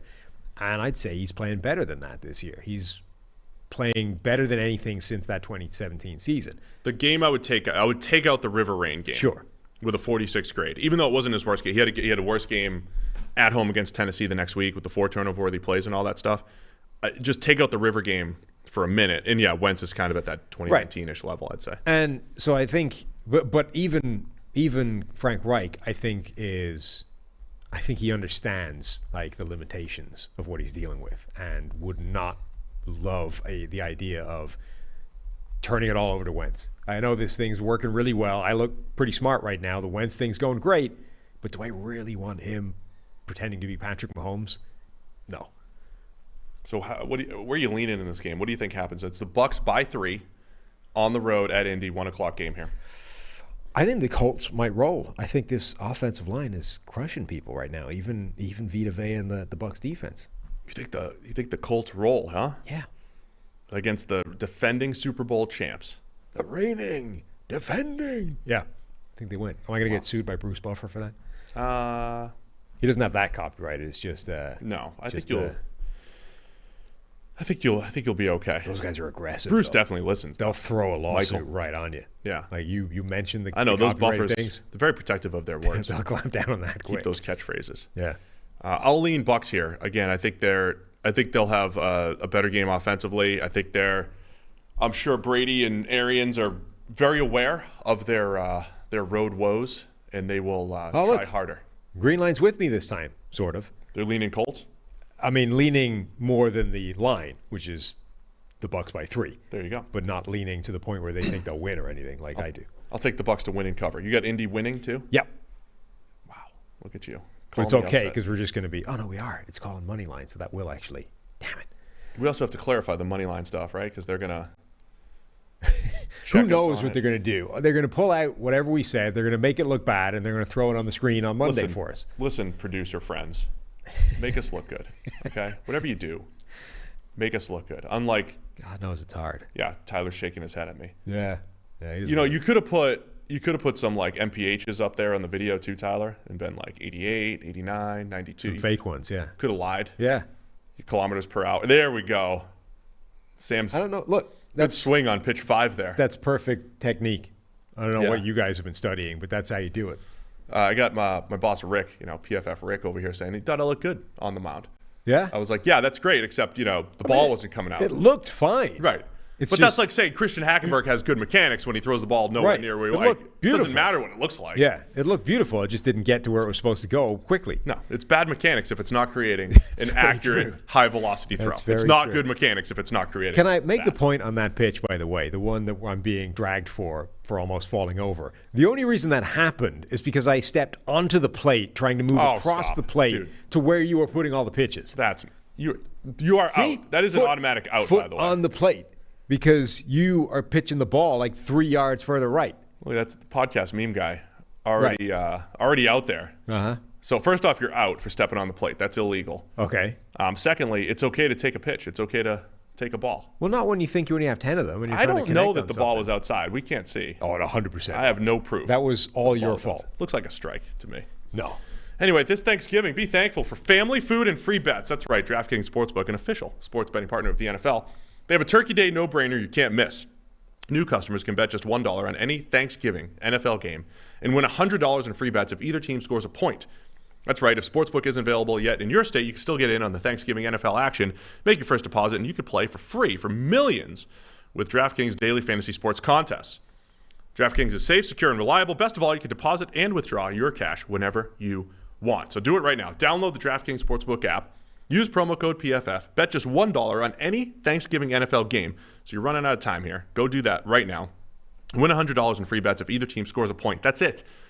Are you hearing that? All they have to do is score a point, and you win $100 in free bets. It's promo code PFF this Thanksgiving at DraftKings Sportsbook, an official sports betting partner of the NFL. Must be 21 or older in New Jersey, Indiana, Pennsylvania only. That's the one I roll through all the time. New customers only. Restrictions apply. See DraftKings.com/sportsbook for details. Gambling problem? Call 1-800-GAMBLER. Eric. On to the next game. The Los Angeles Rams at the Green Bay Packers. A lot of huge, high-leverage games this week. The Cardinals have the number 1 seed as of right now in the NFC. But the teams that legitimately have a shot, we just talked about the Bucs. The Cardinals are there. But these two teams, the Rams and the Packers, both have a legitimate shot at the number 1 seed. So Rams at Packers, with the Packers favored by 1. Yeah, we got Matthew Stafford coming off of his 2 worst games of the year. Elkin Jenkins out for the season now for the Packers. We have Aaron Rodgers dealing with a turf toe injury or something. Yeah, like his little toe or something. That's not a thing. I thought turf toe was specific to like the one big one, right? I don't know, doctor. You don't? I don't do medical advice. It's not anymore. If you turn it inside, you get turf toe. If you turn it outside, it's something else. I don't do medical advice anymore. All right, I'm retaring from that. There's other people that do that. Yeah. Okay, it's not my specialty. I don't know an awful lot about turf toe, but I wasn't aware you could get it in your pinky toe. Is that a thing? The small toe on the outside. Sure. I didn't realize that was a thing, but apparently that's what he's dealing with. And David Bakhtiari is still doubtful. Yeah. As he tries to come back here. So we got They really need him back quickly. It's another makeshift offensive line for the Packers going up against the Rams, who are trying to bounce back here after a rough couple weeks and a bye week. Can you imagine like the crisis talks though? Or what are we working on in the bye? Let me ask Zach. If the Rams lose, if they lose, they'll have done that Bucs thing of not winning in a month. They'll have 3 straight losses. They've gone from like the number 1 seed and the best team in the NFC to all of a sudden, like let's look on the horizon, because we've got a game at Arizona, we've got a game at Minnesota, a game at Baltimore, and then we finish the season with the 49ers. You've pulled out when they ask you for the hot takes, right? You've pulled that one out, right? Perhaps the Rams might not make the playoffs. Yeah, I don't think it's likely in that I think they will make the playoffs, but I wouldn't rule out the idea that this team doesn't make it. Like 6th most difficult schedule remaining. If they lose, if they lose this game, right? You're on a 3-game skid. You've got 4 losses all of a sudden. You'll win against Jacksonville, but then you've got at Arizona, home to Seattle, at Minnesota, at Baltimore, home to San Francisco. You could lose 4 of those 5 games. And that might not put you in the playoffs. Now, this is another one where in my simulations, I think I did that. I think I gave him, like, I went looking for, like, how bad can it get for the Rams. I need you to keep doing these simulations. I just want you to always reference your simulation. My simulation, the one. It's not the 10,000. I want you got to do it every week. Look, the important thing is you've got 10,000 simulations over here and 1 simulation over here. And these have equal merit, is all I'm saying. For sure. My point was simply I went looking for how bad it could get for the Rams, gave them a bunch of losses, and because of the other games, I think they still made it anyway. So I think they probably will make the postseason. But like, don't be shocked if this 7-1 team ends up kind of collapsing down the stretch and rolling into the playoffs, not off the back of a tremendously healthy record. The other interesting matchup here is you've got similar defensive styles, right? As far as is it Brandon Staley's tree here, or is it Vic Fangio's Fangio tree? Anyway, it's that quarters heavy, too high look. Joe Barry, the defensive coordinator for the Green Bay Packers, and they're trying to do similar stuff, and they were trending well too. This is every narrative. 1 week becomes null and void the next week, right? The Packers defense was going to carry them to the Super Bowl until it couldn't carry them to victory against the Vikings, right? Yes. But either way, they had been doing a better job defensively in recent weeks in Green Bay. And, it's just going to take an opportunistic, couple plays if Matthew Stafford keeps trying to turn it over like he has these last few weeks. Yeah, I mean, particularly the defensive thing is crazy. I'm writing these defensive rankings for the website, and they run every 4 weeks. And whereas the offenses generally stay vaguely the same. They're not bouncing around too much. You look at like the 4 week ago defensive rankings, like what the hell even happened here? Just teams jumping 17 spots in the rankings, another dropping 15. They're all over the place because like defense is so conditioned on just who you've been playing and whether it works or not. It's chaos. I don't know. Do you know when Rodgers got hurt? Was it late in the game? I don't. So did he play through? Because the last pass he threw, by the way, was the 75-yarder to tie the game. Trending on Twitter right now is the term COVID toe. And the description is Packers quarterback Aaron Rodgers' description of his experience with COVID toe, quote unquote, is medically referred to as perino or chilblains, which is a side effect of the body's immune response to the virus, according to the Wall Street Journal. So he might not have turf toe at all. He apparently has COVID toe in his pinky toe. So if that's the case, he had it on Sunday, and I mean, he was fine. Yes. Physically, he was fine, right? His grade wasn't the best because he fumbled, and he got away with a bad decision. Like he made two bad decisions, but physically he was fine. So it's probably not an issue, other than it probably hurts.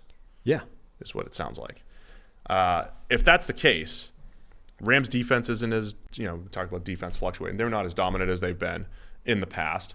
And I don't know. I think Green Bay at home looking pretty good here to bounce back from their loss against the Vikings. Yeah, I think I have confidence in what Green Bay will do. I think they will be good. I think Rodgers will be fine. I think that team will look fine. It's a little bit concerning that they're going to have just another makeshift offensive line, even more than the usual makeshift offensive line. And the Rams certainly have the capacity to attack that. They have decent players anyway. They've added Von Miller. They definitely have players that can really cause problems with that weakness. But I'm curious about whether the Rams can execute some kind of bounce back. They haven't looked right for the last few weeks and now have to be right against the Packers to win this game. We've talked a lot about Sean McVay and making adjustments and all that stuff. We've also discussed how this year it's the Matthew Stafford McVay offense. It's different. It's not under center, boot action. It's a lot more shotgun, less play action, empty, and all this stuff. Are they coming out of the bye making adjustments, or are they coming out of the bye just tidying things up? Because if we properly evaluate the Tennessee Titans game, say a couple weeks ago, it's 2 horrendous decisions by Matthew Stafford and a bunch of drops by his receivers. Now, the 49ers game on Monday Night Football, there were some bad decisions. There were some turnover-worthy plays in there by Stafford. I made the joke that night.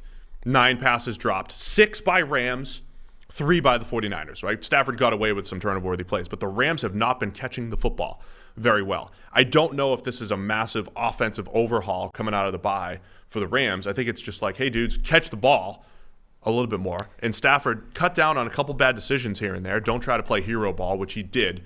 When you're getting swung down in the end zone and you chuck it up, that's hero ball. When you throw it up into double coverage, double move, or OBJ is not even there, that's hero ball. Cut down on that, Stafford. Rams catch the ball, and they're fine. I mean, it's a big if, but I mean, it's like the sky isn't falling for the Rams as much as it seems. It could literally boil down to a handful of plays per game. Yeah, but remember, they're also now trying to navigate life without Robert Woods. It's a different receiving core and offense than it was earlier in the season. They have to not just figure out how to integrate OBJ, but to see, can he replace Robert Woods? Does that turn to Van Jefferson and OBJ's role stay small? Like they have had some important things to figure out during the bye, in addition to, hey, Matthew, can you stop throwing the ball to defenders? That would be helpful. So I'm very curious to see what this Rams offense looks like now coming out of that bye. Where are you leaning in this one? I think Green Bay will win. As long as that offensive line can just hold up and be viable, I think the Packers win. Yeah, I'm curious to see what happens up front there. And Rodgers against another one of the when we talk about those safe, high, too high shell type of defenses, the Rams, Rodgers is one of the people that, like a Brady, will play patient underneath. The one other thing, though, the Rams do the disguise deal a little bit more. That is Rodgers' weakness. If you find a weakness in the data, it's when teams rotate safeties on him, and the Rams will do that more than ever. So that could be the one advantage for the Rams. I'll still take the Packers at home, the 1 point. Yep. All right, we got a lot more games to get through here. Let's go. There's also other good games, like the Cleveland Browns at the Baltimore Ravens. Ravens favored by 3.5. So my question in the last game was, can the Rams get Stafford back on track? Now, can the Browns get Baker Mayfield back on track? One more point I want to make about Stafford really quick on the Packers game. As I've said, let's go faster. I used to always joke about Cousins, like all the money they paid him, and say, this is the game that they got Kirk Cousins for, right? The big division game or whatever it is, which he won last week against the Packers. This Packers-Rams game, this is the game that the Rams envisioned, like the Matthew Stafford advantage coming through here when you play one of the top teams in the NFC.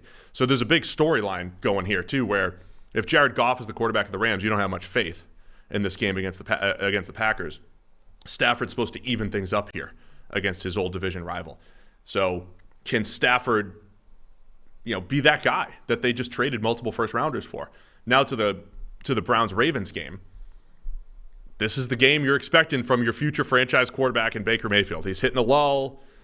He's yelling at Browns fans, saying, you guys are too loud when the offense is on the field. Baker's starting to crack a little bit. Starting to crack a little bit under the pressure here. But can he bounce back in this division game against the Ravens?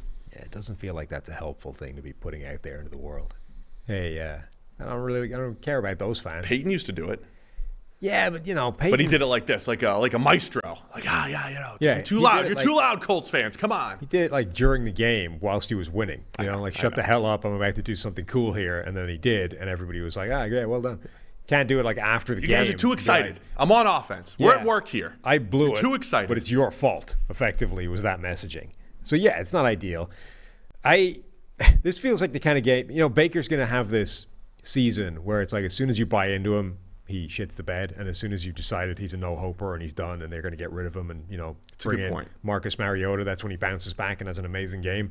That being said, he hasn't particularly done well against Baltimore's defense in the past. Now, the second game last year, he played pretty well. The first game was miserable. So Baltimore is still very aggressive. They will still blitz guys. It hasn't been as successful as the past because they don't have the guys on the back end as much. It's Marlon Humphrey. And that's about it. The other corners they have out there just aren't able to hold up as well. So I think they're going to cause Baker some problems. I think that we're not going to see this high-end Baker Mayfield much this year. I just think he's dealing with too much in terms of injuries. Yeah, I think is this rock bottom right now for Baker Mayfield? Is this the lowest he's been? Probably. Like if you were looking at whatchamacallit, like Freddie Kitchens' year? Well, when the polls for whether or not people like the president. What am I thinking of here? Opinion polls? Yeah, I don't know. Whatever. Where is the opinion of Browns? Ask Tyler. Where's the opinion of Browns fans as far your confidence in Baker Mayfield as? Is it the lowest it's ever been? Probably 2019, right? I mean, or is this even worse? This might be worse. Like 2019, everything was bad. My point is, whenever it gets low, I think you're kind of right though. Like he's going to step up, have a good game whenever it's time. But this year, the difference is this year that everything else is quite good. It's him. Whereas 2019, everything was sucked, right? That's why the people in the building got fired. So you could kind of excuse Baker Mayfield might have been playing worse, though it's debatable. But you could at least say, hey, look, everything around him is terrible. The situation's awful. It's not all his fault. This year, you're looking at, you're like, it's actually quite a good situation, and he's the problem. Like you've already got rid of one problem that you thought. OBJ's gone, so you can't blame him anymore. Now, this is all kind of on you, and you're not playing well. One thing I just really wanted to see when these two teams play, and Coach Kevin Stefanski said Monday he's confident that Jeremiah Owusu-Koramoah, the rookie linebacker, will be able to play this Sunday against the Ravens. It's one of the matchups I want to see. I'm not saying on draft night the Browns were like, oh, we're drafting him for Lamar. But once you draft a speedy linebacker that plays like his hair's on fire, like JOK does, feels like a pretty good fit to have that dude against the Ravens, a team that's going to try to power run at you, that you have to take advantage. You have to keep an eye on Lamar as a scrambler and all that stuff. The other element here, the Ravens run game again wasn't great against the Bears. It's been kind of hit or miss this season. There's been a lot more pressure on Lamar here, and I think having a JOK in the middle of the field to maybe take away one or two of those runs could be an absolute difference maker here. So I like the Ravens to win this game. I think they're just a better rounded team. But if the Browns can play their game, run the ball, create some easy throws off of that, they just haven't done it a ton against the Ravens, right? They did it week 1. They got torched last year. Monday Night Football game, they played a lot cleaner. It was more of a shootout when Lamar had the runs, whatever it was happening there, right? I'm just back and forth on this one. And Vegas is too. I mean, 3.5. It's tight as far as, what they're expecting of these two teams. We've just reached the point, I think, where I don't have any confidence in Baker Mayfield getting it done. I think perfect. I'll take Cleveland. Once you're out on Baker, I'm in. Oh, okay. The Browns might have as good a team overall as Baltimore, but Mayfield is in this. The only way like this goes their direction is if Baker does decide to show up now that everybody's written him off. But I don't really see that happening. The AFC North, which I thought was a really good division, if you look at point differentials, the Bengals have the best point differential in the division, plus 52. The other teams are actually tight. Ravens are plus 17, Steelers minus 12, Browns minus 7. They all end up as like these 500-ish type of teams. I think in part it is because when they play each other, it's they're all over 500. They're all good teams. The Browns in the hunt. The Browns are ranked higher in every facet of the ELO rankings than the Ravens are. They're higher in defense, higher in offense, higher overall. But they should have Lamar Jackson, and the Browns have Baker Mayfield. So that's that is the difference. Yeah. The difference in those two. I just think it's now time. The Browns are coming off 2 rough weeks. You got wrecked by the Patriots. Yeah. And you barely beat the Tim Boyle Lions. It is perfectly time for the Browns to go the other way and come out of it. And for Baker Mayfield to silence the doubters, including there's no reason that should happen. There's no reasoning here. Other than he does that every now and again. There's no reasoning. Yeah. Okay. It's the mental component. The grades can't capture. All right. I just wanted to put that out there that there's no reason that should happen. Therefore, the Ravens should win. You're taking Baltimore by the 3.5? Yeah. All right. By the way, obviously, serious division implications here. The Ravens are in first at 7-3. The Browns are they technically in last because of the loss column? They're 6-5. Somehow 5-4-1 is better than 6-5. Yeah, from a winning percentage standpoint, technically it is. Yeah. So the Browns are in last at 6-5 in the AFC North. All that can change pretty quickly this weekend. So I'll take the Browns to cover and win. Just to cover. That's how much confidence you have in Baker. Another laugh coming from the studio. Yeah. It'll be a good game. Hope it's another good game. All right, let's go Minnesota Vikings at the San Francisco 49ers. Two teams, all the feels right now, right? I mean, the dangerous. Vikings look dangerous. This is Kyle Shanahan's guy, Kirk Cousins. Probably sheds a tear every time he sees him on the other sideline. Yeah. What could have been? Oh, he's getting it now. Like Jimmy G's playing like Kirk Cousins right now. Jimmy G in the gotta love those 3-week samples. Yep. Highest graded quarterback over the last 3 weeks. That's it. Highest. If you are one of those people that likes to take a team-based stat like EPA and attach it to a quarterback's name, you could say that Jimmy Garoppolo is number 1 in EPA per play now you're talking. This year. If you're one of those people that likes to just repackage team stats as quarterback stats, hell yeah, like some people do. So they're rolling offensively, the Niners. Whoever comes out of this, I mean, read the headline on Monday morning. Whoever wins this game, you're going to have that nobody wants to play the Vikings in the playoffs, or nobody wants to play this 49ers team in the playoffs. That's going to be the headline on Monday morning. So who is it going to be? Vegas has the Niners by 3. The Minnesota Vikings might not have like any defensive line for this game, which feels like against San Francisco in particular is a pretty significant problem. Yeah. There's some weird stuff about Everson Griffin that I don't know how much we can talk about on the basis that there's just not enough information. It's out there happening now. Like I saw Courtney Cronin. Well, it happened last night about it, but they're like at his house right now. Yeah, right? And have been all morning since like last night. He posted some weird video of him with a gun on Instagram last night. There's some text messages with his agent. Nobody really knows what's happening other than the cops, I think, and the team's mental health personnel have been at his house trying to make sure he's okay. When Mike Zimmer was asked about it during his press conference earlier, he didn't know if he was okay. So I don't know how much we can say about that other than at this point I would be assuming he isn't playing in this game. And if he isn't playing, Dalvin Tomlinson isn't playing. They're already without Danielle Hunter. There's nobody on that defensive line. All of a sudden, you're rolling up to Trent Williams, who is just taking like an MS Paint eraser and just removing defenders from the point of attack. Nice one. George Kittle, the rest of that offense, the fact that they can actually get stuff going on the ground, I don't know how the Vikings stop this offense. Combined with Shanahan tin cupping again. Yeah. Moving people. He's got receivers playing tight end and fullbacks playing receiver and receivers playing running back and the whole I mean, everybody's all over the place. Well, he's doing, awesome. The idea of the thing we've been talking about for years. If you take a wide receiver and put him in the backfield, it causes teams some problems. And you can sort of play around with that and manipulate defenses. Shanahan's doing that with every position on offense. Like all of the skill position players are moving to different spots. You've got Brandon Ayuk lining up as a tight end. You've got your fullback lining up as a wide. Like it's chaos. There's a legitimate formation the other day where it's Debo at running back, tight end at fullback. Is that Kittle at fullback? Kittle at fullback. Ayuk was a tight end. In a 3-point. Like that's the one that just never happens. That's like when you do that in Madden, it's like, oh, you're cheating. You're putting a receiver at tight end just to get the speed component or whatever. So Ayuk's playing tight end. Inline tight end with a 3-point stance. You got the fullback at wide receiver. That's Juice Check out wide. Yep. And a running back. Both running backs were at receiver. Right. It's ridiculous. Yes. Like how do you line up against that? Where are you supposed to put people?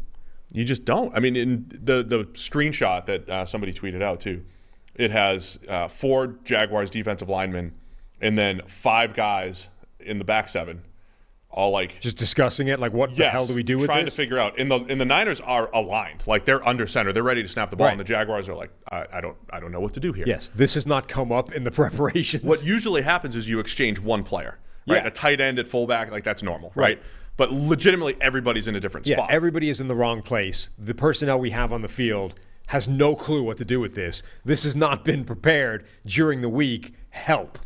And the Niners can now do this because George Kittle's healthy, because Brandon Ayuk is out of whatever funk he was in earlier in the season, because Deebo Samuel becoming one of the best playmakers in the entire NFL, get the ball in his hands, give him 8 to 10 carries out of the backfield now, of the game. I think the Vikings, if that kind of thing happens, I think the Vikings have a couple of smart, experienced players on defense that can probably get people lined up a bit better. For sure. Harrison Smith, Eric Kendricks, those guys will have a better handle on it than the Jags did.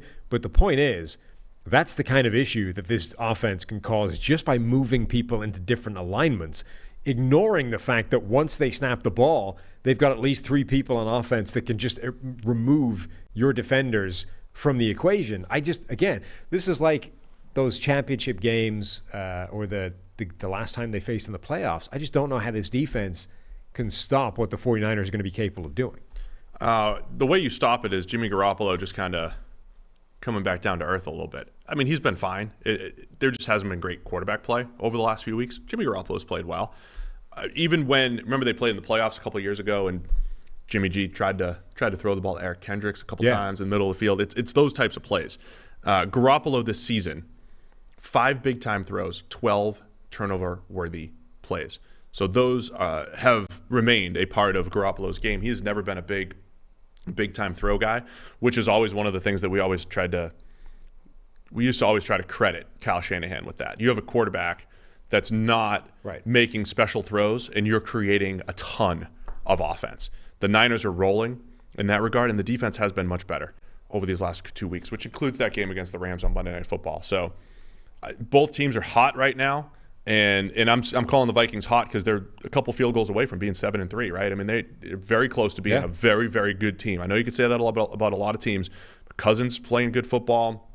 It's going to be one of the better games of this week. I mean, this could be really interesting if the Vikings can't stop the 49ers the way I'm saying. You have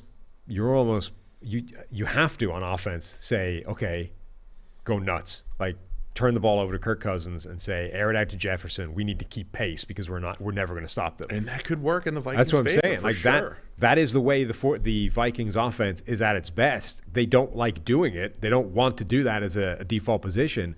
But in this game, it's where you're best. Like Kirk Cousins is playing incredibly. Justin Jefferson is one of the best receivers in the NFL and basically uncoverable.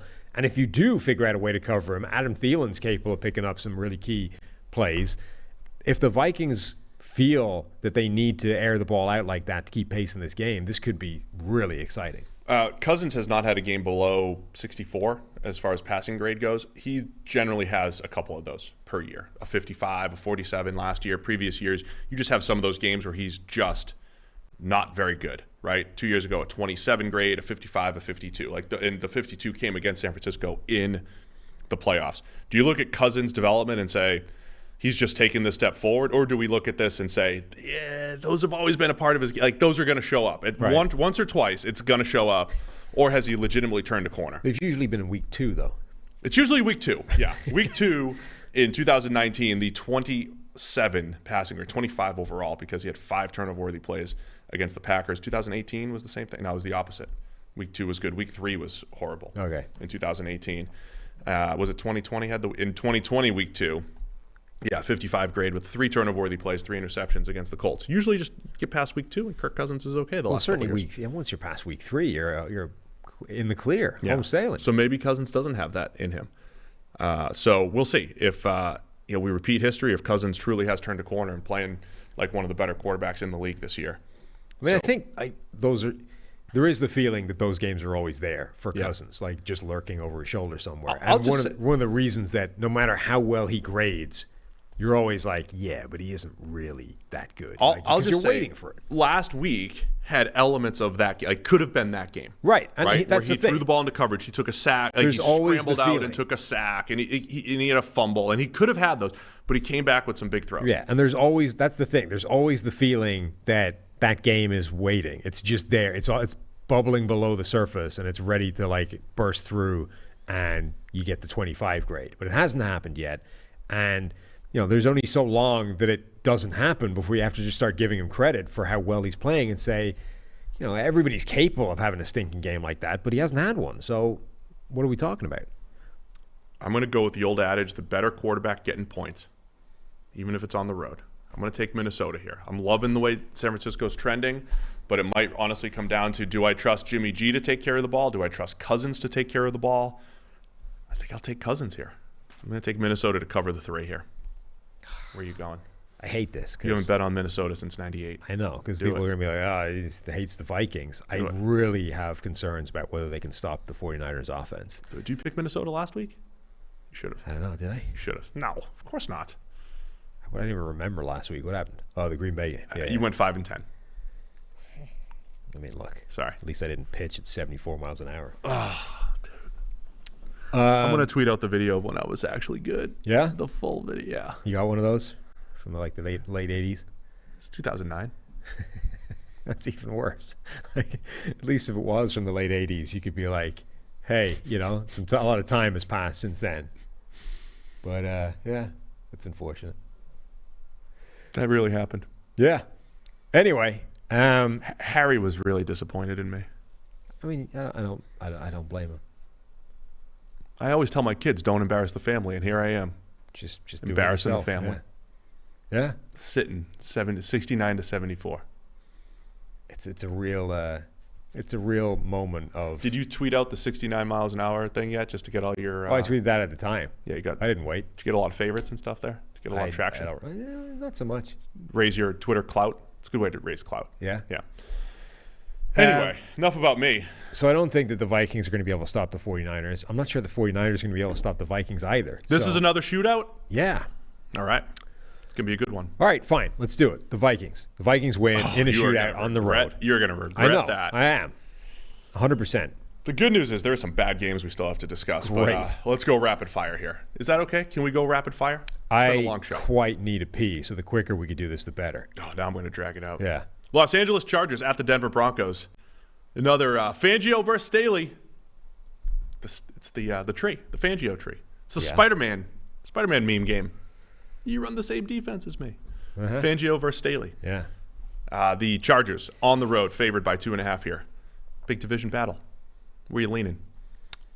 Herbie's getting a lot of MVP hype. Our friend Darius Butler. Herbie's getting MVP hype? Herbert. From where? Darius Butler. But he gave him MVP hype like 6 weeks ago. He's just not backing off it. That's all I saw. Darius Butler. Yeah.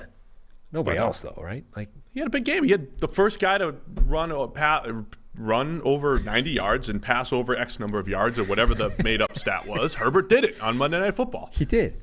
Against the Steelers defense that didn't have anybody play. Don't worry about it. Okay. What are you thinking here? It's the Broncos at 5-5, by the way. Chargers are 6-4. Chargers second place. Sole possession of second place here in the AFC West. Sole position of second place. Yeah. Yeah, this is another one of those ones where the Chargers were struggling. They dropped a few games, and you're like, "What? Can they bounce back? What's wrong with the Chargers? Did they get fixed against Pittsburgh, or did they just run up against a team that had none of their defenders playing?" And this seems to be the story of this season. Like, there's all these games that you don't know if they actually mean anything because of how weird the opposition is, or how many like freakish elements were at play. So I still have the same questions about this Chargers offense, which is, generally, why are they so conservative relative to the skill set that Justin Herbert has? Like, you can see the throws he makes, and they're incredible. Why are they not tapping into that more and attacking in more aggressive areas? Like, our guy, Timo Riska, said something like, the good news is that Justin Herbert leads the NFL in percentage of negatively graded throws. That's the lowest number. The bad news is that a quarterback of his skill set should not be leading the league in that category. Like, you should be tapping in to the high end of his play so much that he can't possibly lead the league in the percentage of bad throws he has or just mistakes. So, and I think this is true. We don't know where the problem is. Is it something inherent in Justin Herbert? Is it the fact that Lombardi's offense is a little bit too vanilla and not asking enough of him? And it didn't matter against Pittsburgh because all their defenders weren't playing except Cameron Hayward. I think it might matter against Denver. Yeah, I mean, against Denver, they're also going to probably give you more of the underneath stuff again, though, too. And you probably have to play a more patient game. It is funny because I'm not saying we contradict ourselves, but a lot of times if teams are too conservative, we say chuck it down the field. If they're chucking it down the field too much, we say play the patient game. I think it really is just balance is attacking to all levels of the field. And I think that's the key with this Chargers offense is they have the ability to attack down the field more. I'm impressed that Herbert is capable of playing this type of game, though. It was what we didn't think Josh Allen was capable of coming out. Can he play more of a mistake-free game and improve his accuracy and all that stuff? Herbert's shown that he can do that and add that to his game. But I think, the Broncos have given up some big plays, but schematically they're going to try not to, and it could play into what Herbert's strength has been. So I do think they'll move the ball okay against this Broncos D. Chargers, on the other hand, they've only allowed 10 completions of 20-plus yards. So aggressive Teddy, he might need to rein it in just a little bit here. Aggressive Teddy needs to rein it in? Yeah, aggressive Teddy. God. It's the aggressive Teddy Bridgewater this season. It's a sentence that's never been said before in the history of humanity. Anyway, I just think the Chargers are a better team. Would it surprise you if I told you, though, Broncos had a better point differential, if you're into that? Plus 17. The Chargers are -5 on the season. And I know in part it's, they got smoked by the Ravens and they had, a couple blips in there, but the Chargers feel like a better team, right, this season? Yeah, I think they are. Garrett Bowles, is he on the COVID list? The Denver are missing a couple of players, I think, that are pretty key in this game. I think that the Chargers are going to win. Bowles is out. He's on the COVID list. By the way, the great Tim Patrick has re-signed. Yes. As has Cortland Sutton. Yes. And Jerry Jeudy's still there. And Jerry Jeudy's there. KJ Hamler is signed through at least next year. It's not time to talk about this. This is a Wednesday show. But are the Broncos setting up for their next quarterback? Are they getting all the pieces in place for Aaron Rodgers, Russell Wilson, Deshaun Watson? I mean, it's going to remain a team that's a quarterback away from a Super Bowl. Like, if you are a championship contention. Yeah, if you are a championship caliber quarterback, you can walk onto this roster and immediately be one of the top contenders. Especially if you can't say that about every team. They're 5-5 right now. If they come out of the season with Teddy Bridgewater at quarterback, played all right, and they're 8-9, 9-8, whatever it is, 10-7, weird records, you're gonna feel like, give me the elite quarterback and let's take this team to the next level. For now, I like the Chargers. I like them on the road. Given the 2.5, I think they'll cover. Where are you going here? Yeah, Chargers. Broncos have also been one of those tough teams to predict here, right? Any given week, they get smoked by the Eagles or they, smoke the Cowboys. Who knows? Yep. What the Broncos are going to do every week. Smoking is word of the day over there. Yeah, I say a lot of the same words. Yeah. I don't throw smoke anymore, so we got to use it somewhere else. True. Philadelphia Eagles at the New York Giants. There was actually an article back when I was in high school. My high school coach said Palazzolo throws 3 speeds: slow, slower, and slowest. Because that was my game. Yeah. And then all of a sudden I filled out and started throwing faster, but I was never, like a flamethrower or anything. So I'm just back to what I was. Perfectly describes you now. I mean, you just see my life, right? I'm at 16, and then I peaked at 27, and I'm back to like the same guy I was at 16 here at 39 years old. That's my... It's unfortunate. Yeah, but fatter. A lot fatter. I'm the same guy plus about 140 pounds. I mean, legitimately probably 140 pounds heavier, throwing the same velocity. Better mechanics, same velocity. Yeah, 140 pounds is the size of some people. I'm just saying, when I was probably 6'6", 160. Yeah, probably 160. You are a full small person, larger than you used to be. Yeah. And you're throwing the same velocity as 1998. Yeah. Yep. That should be hard to do. Like, just the inertia behind you at this point should be able to propel the ball faster than 74 miles an hour. You would think. I did. I would think. Yeah. I was wrong. I was tired. Eagles and Giants. Eagles favored by 3.5 on the road against the Giants. Jason Garrett's been fired. Freddie Kitchens taking over play calling duties for Daniel Jones and the Giants offense. Great news for Daniel. Great news, Daniel. The guy that's been running this system and it's not been going too well. He's out the door, and Freddie's taken over. And, of course, his last stint went so well. I mean, just they have playmakers, man. When we talk about the Bears' job looks kind of attractive. I mean, people are looking at the Bears' job, right? Thinking, there might be turnover there. People are looking at this Giants job. There might be turnover there, and they're saying, wow, they just drafted Kadarius Toney, who people just do not move the way Kadarius Toney does. Yep. Like, there's how many people in NFL history legitimately move like that? It is ridiculous. So Toney, I know Kenny Golladay has disappointed and been hurt and all that stuff, but he's still a legitimate receiver. And Saquon Barkley out there, for whatever you want to say about a running back and a guy making that much money.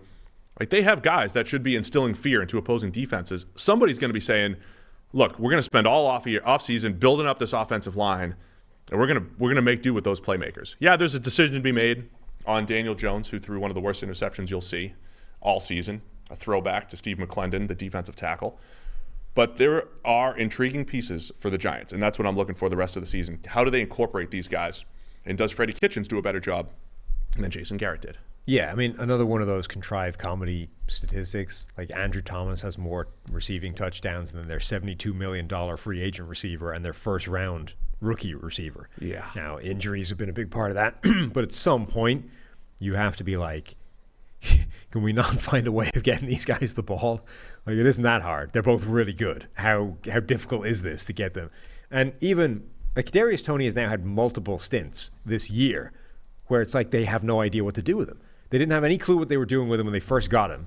And then, like the Eagles, they sort of stumbled into this game where they threw him the ball deep down the field. It's like, oh, look, not only can he make people look ridiculous in the open field, but he can actually go up and moss people at the catch point. He's actually just a really good receiver. Let's use him a lot. And then he got injured. Do the same thing you did with Sterling Shepard. Right. Like, then you play slot receiver. Then he got injured and disappeared, and now you're bringing him back, and now he's back to just taking the gimmick bubble screen stuff again. It's like, why didn't we learn? Why did we go back to step one? Why didn't we resume on whatever step we were on? I don't understand how hard this is. But hopefully this now improves with a different play caller and a different guy running the offense. Yeah, there are times when you have that dynamic playmaker, and I feel like offensive coordinators force it to them too much. Like, just get it to him in space. Throw a million bubble screens to them. If you did that with Kadarius Toney, I wouldn't be mad. Like, if you just threw a bunch of bubble screens to him, I feel like he's still going to make them work for the most part. I'm not saying that's the only way to use him, but just play slot receiver, get the ball in his hands. Good things will happen. I want to keep an eye. I want to see that as the season goes on here. I mentioned earlier, a long time ago, today's PFF NFL Daily, we break down the Eagles going to make the playoffs. The rushing attack is incredible now. They're using Jalen Hurts in the run game. You got a linebacker playing center in Jason Kelce, linebacker size, out in space making incredible blocks at the second level. Eagles have become pretty fun to watch. And Nick Sirianni, another one of those guys who just, like, the things come across awkward sometimes in press conferences, and the Twitter makes fun of him.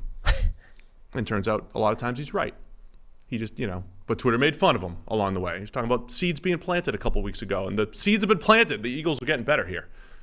Yeah, but this is one of those, like, how much credit can you give a guy for coming to the conclusion that everyone else came to 9 weeks ago? Yeah. Like, whatever. Hey, look, he called it 3 weeks ago. He's like, yeah, but we were calling this before week 1. Like, where was it then?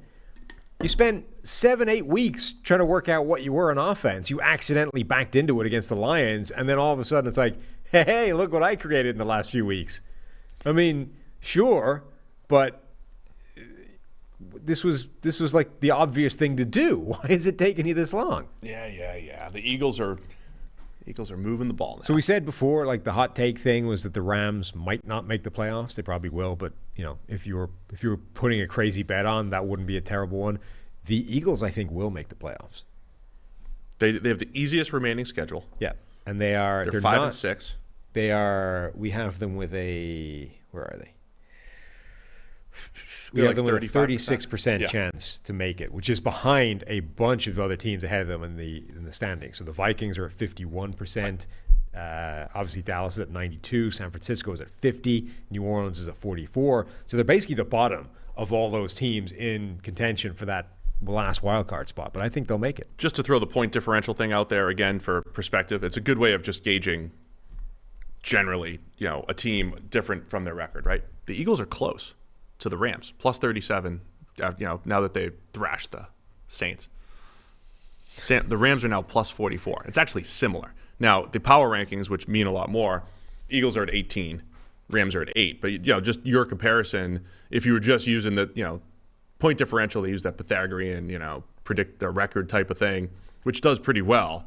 The Eagles would be, close to the Rams. But part of the reason I think that the power rankings are a little bit lower on Philadelphia than I would be going forward, than my simulation. I love that. Is that we have this statistic that sort of quantifies how many points the quarterback is worth versus a replacement level player if they were to go missing. So if you lost Jalen Hurts, how much would the line change? We only have him worth 1.5 points, which is the same as Taylor Heineke and Andy Dalton. And it's way below like other quarterbacks, particularly, obviously very good ones like Dak Prescott is 7, Josh Allen is 7, Justin Herbert is 6.5, Kirk Cousins is 6. I think at this point with the offense that they're running now, Jalen Hurts is better than that. Yeah. And that added to the fact that they have the easiest schedule in the NFL from here on in, which is almost all within the division, right? It's 5 games within the division and the Jets. I think they're in. Now, really the division games, if anything, work against the Eagles because those are games where. Well, it doesn't work against or for them, but it means if you're going to win games, those are important ones to win. It gives you opportunities to maybe make a crazy run at the division. I just think it also, even though they're a better team than the Giants, the familiarity and all that stuff, weird stuff happens in division games that sometimes bring teams closer together. Generally, that division isn't very good, and if you're going to go on a run and win games, the games within the division are the most valuable ones you can win. I agree. I'm jumping on the trending teams as long as they're not playing each other, like the Vikings and the 49ers. So I like the way the Eagles are trending. Don't like what I saw from the Giants on Monday Night Football. So give me the Eagles covering the 3.5. Yep, I think same. they're the same. You're all in on Hurts and the Eagles. I think they'll make the playoffs. Not all in. You're all in. No. Steelers and the Bengals. Bengals by 4.5. They won the first matchup. Can you believe it? Bengals favored against the Steelers here. Yes, I can. Yes, you can. Steelers, they're going to get their defense back. They had nobody on Sunday night. Except Cameron Hayward, who's awesome. And forced an interception with a batted pass with his helmet. Also chased down Justin Herbert over like 70 yards. Yes, and then he did. Like weirdly jumped on him. Like jabbed him. Never quite understood what that there was some about. Punches and stuff too. Yeah. Hayward was all over the place. Anyway, Big Ben remains one of the worst quarterbacks in the league in our grading. He's done some. Just another 39-year-old out there throwing 74. It's very relatable. Well, 74 with a football would be gas. That would be good. He's really throwing like 55 with a football. Whatever the equivalent of a football 74 is, that's what he's throwing right now. Yeah, that's a good. It's good. I'm throwing a baseball. What a high-end quarterback could do. That's what's happening right now in my life. Can the Steelers cover Jamar Chase? One of my big questions. This could knock the Steelers right out of playoff contention here. Yeah. 5-4-1, and the Steelers, they've got a bunch of division games that are really going to test them and see were they fool's gold early in the year when they were trending and they were the hot team a couple weeks ago. Cincinnati's offense bounced back last week. Their defense held up against the Raiders, though I think that does say more about the Raiders than it does the Bengals defense.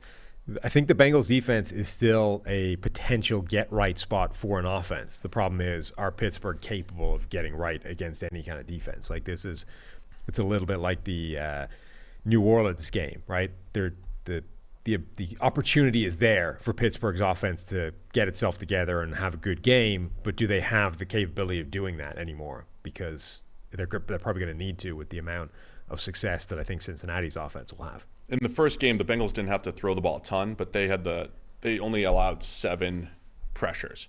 It was one of those games where the Steelers were actually winning blocks up front, but I made that point.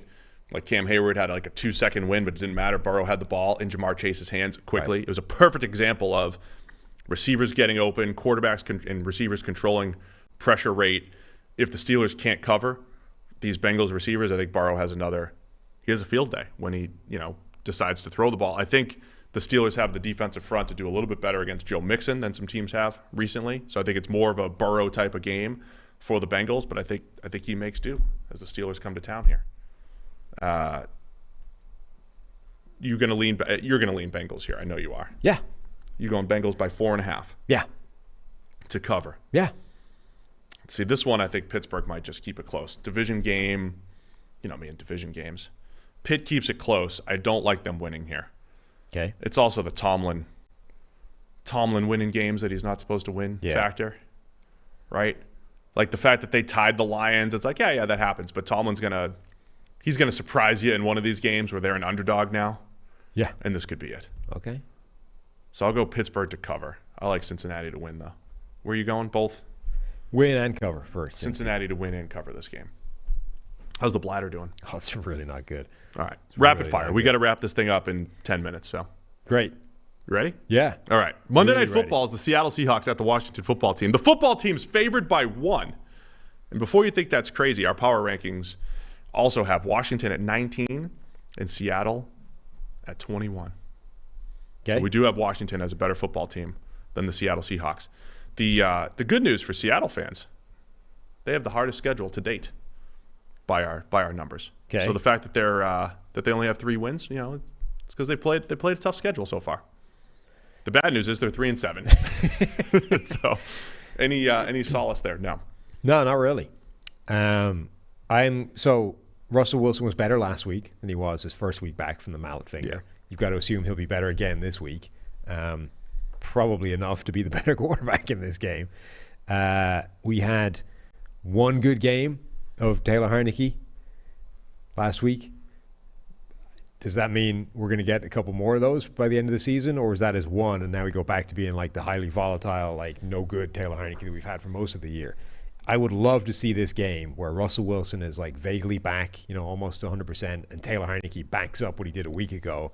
Then you've got an entertaining Monday Night Football game. Yes.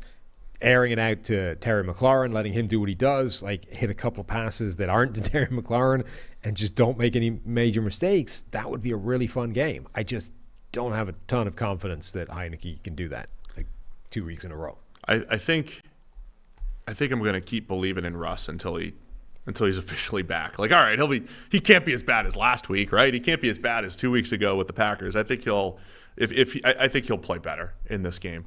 So I like Seattle because Russell Wilson is the X factor in this whole thing. If you're talking about a 1-point spread and you're talking Russ versus Heineke, is Heineke capable of those high-end performances like last week? He was our highest graded quarterback. Yes, but I think Russ will look a lot better. Has anybody looked at that's the West Coast trip to the East Coast for like morning games? The 1 p.m. slate. Those are rough. Like statistically, those are bad for the West Coast teams. Are West Coast teams traveling east for prime time? Is that good? Like, are they fine because it's still probably it's normal time? It's like mid-afternoon. Yeah. It's like it's ideal. a 5 o'clock start. Yeah. So maybe whereas the football team might be sleepy, right? it's their bedtime. It's past bedtime. You're not used to being up that late. It's true. Now that's the type of analysis you're tuning in for. I'm just curious. Has anybody run those numbers? That's all I'm asking. I think it's a good project for you. Maybe over the Thanksgiving holiday. to find those things. It's definitely not a project for me. We've definitely had people who have worked for us who came from teams before who did a lot of travel studies and a lot of those types of things. Well, why did you ask one? I'll try to find out. Yeah, I'll try to dig that out. Either way, it's Seattle with their 5 o'clock local start against sleepy Washington. So I'll take Seattle and Russ to cover. Same, to win. Better quarterback getting points. Probably You're taking Seattle as well. Boy, these last 3 matchups are doozies. Carolina Panthers at the Miami Dolphins. Carolina's favored by 1.5 on the road against the Dolphins. Did you look at that video of Tua flipped to righty? I did not. Somebody created a video that flipped all of Tua's throws to they just flipped it to make him right-handed, and it's amazing. Like it's so weird. It breaks your brain, and I don't think because they were kind of making the point of, we had said that everything Tua does looks kind of hard and labored, and he puts all of his effort into these throws, and they're like, well, does seeing it right-handed change your mind? I was like, not really. Like it doesn't. It looks different, and it changes sort of what his throwing motion looks like to you, but it still looks quite hard work, and it certainly doesn't change like the velocity of the ball once it leaves his hand. You looking at it now? No, I don't understand why that works. Why what works? Why flipping it makes Tua look like a more normal thrower? It's just, you're used to seeing everybody right-handed. What does he look like, Mariota? Left-handed. He looks actually, it's kind of Phillip Rivers-esque, the delivery. That's better?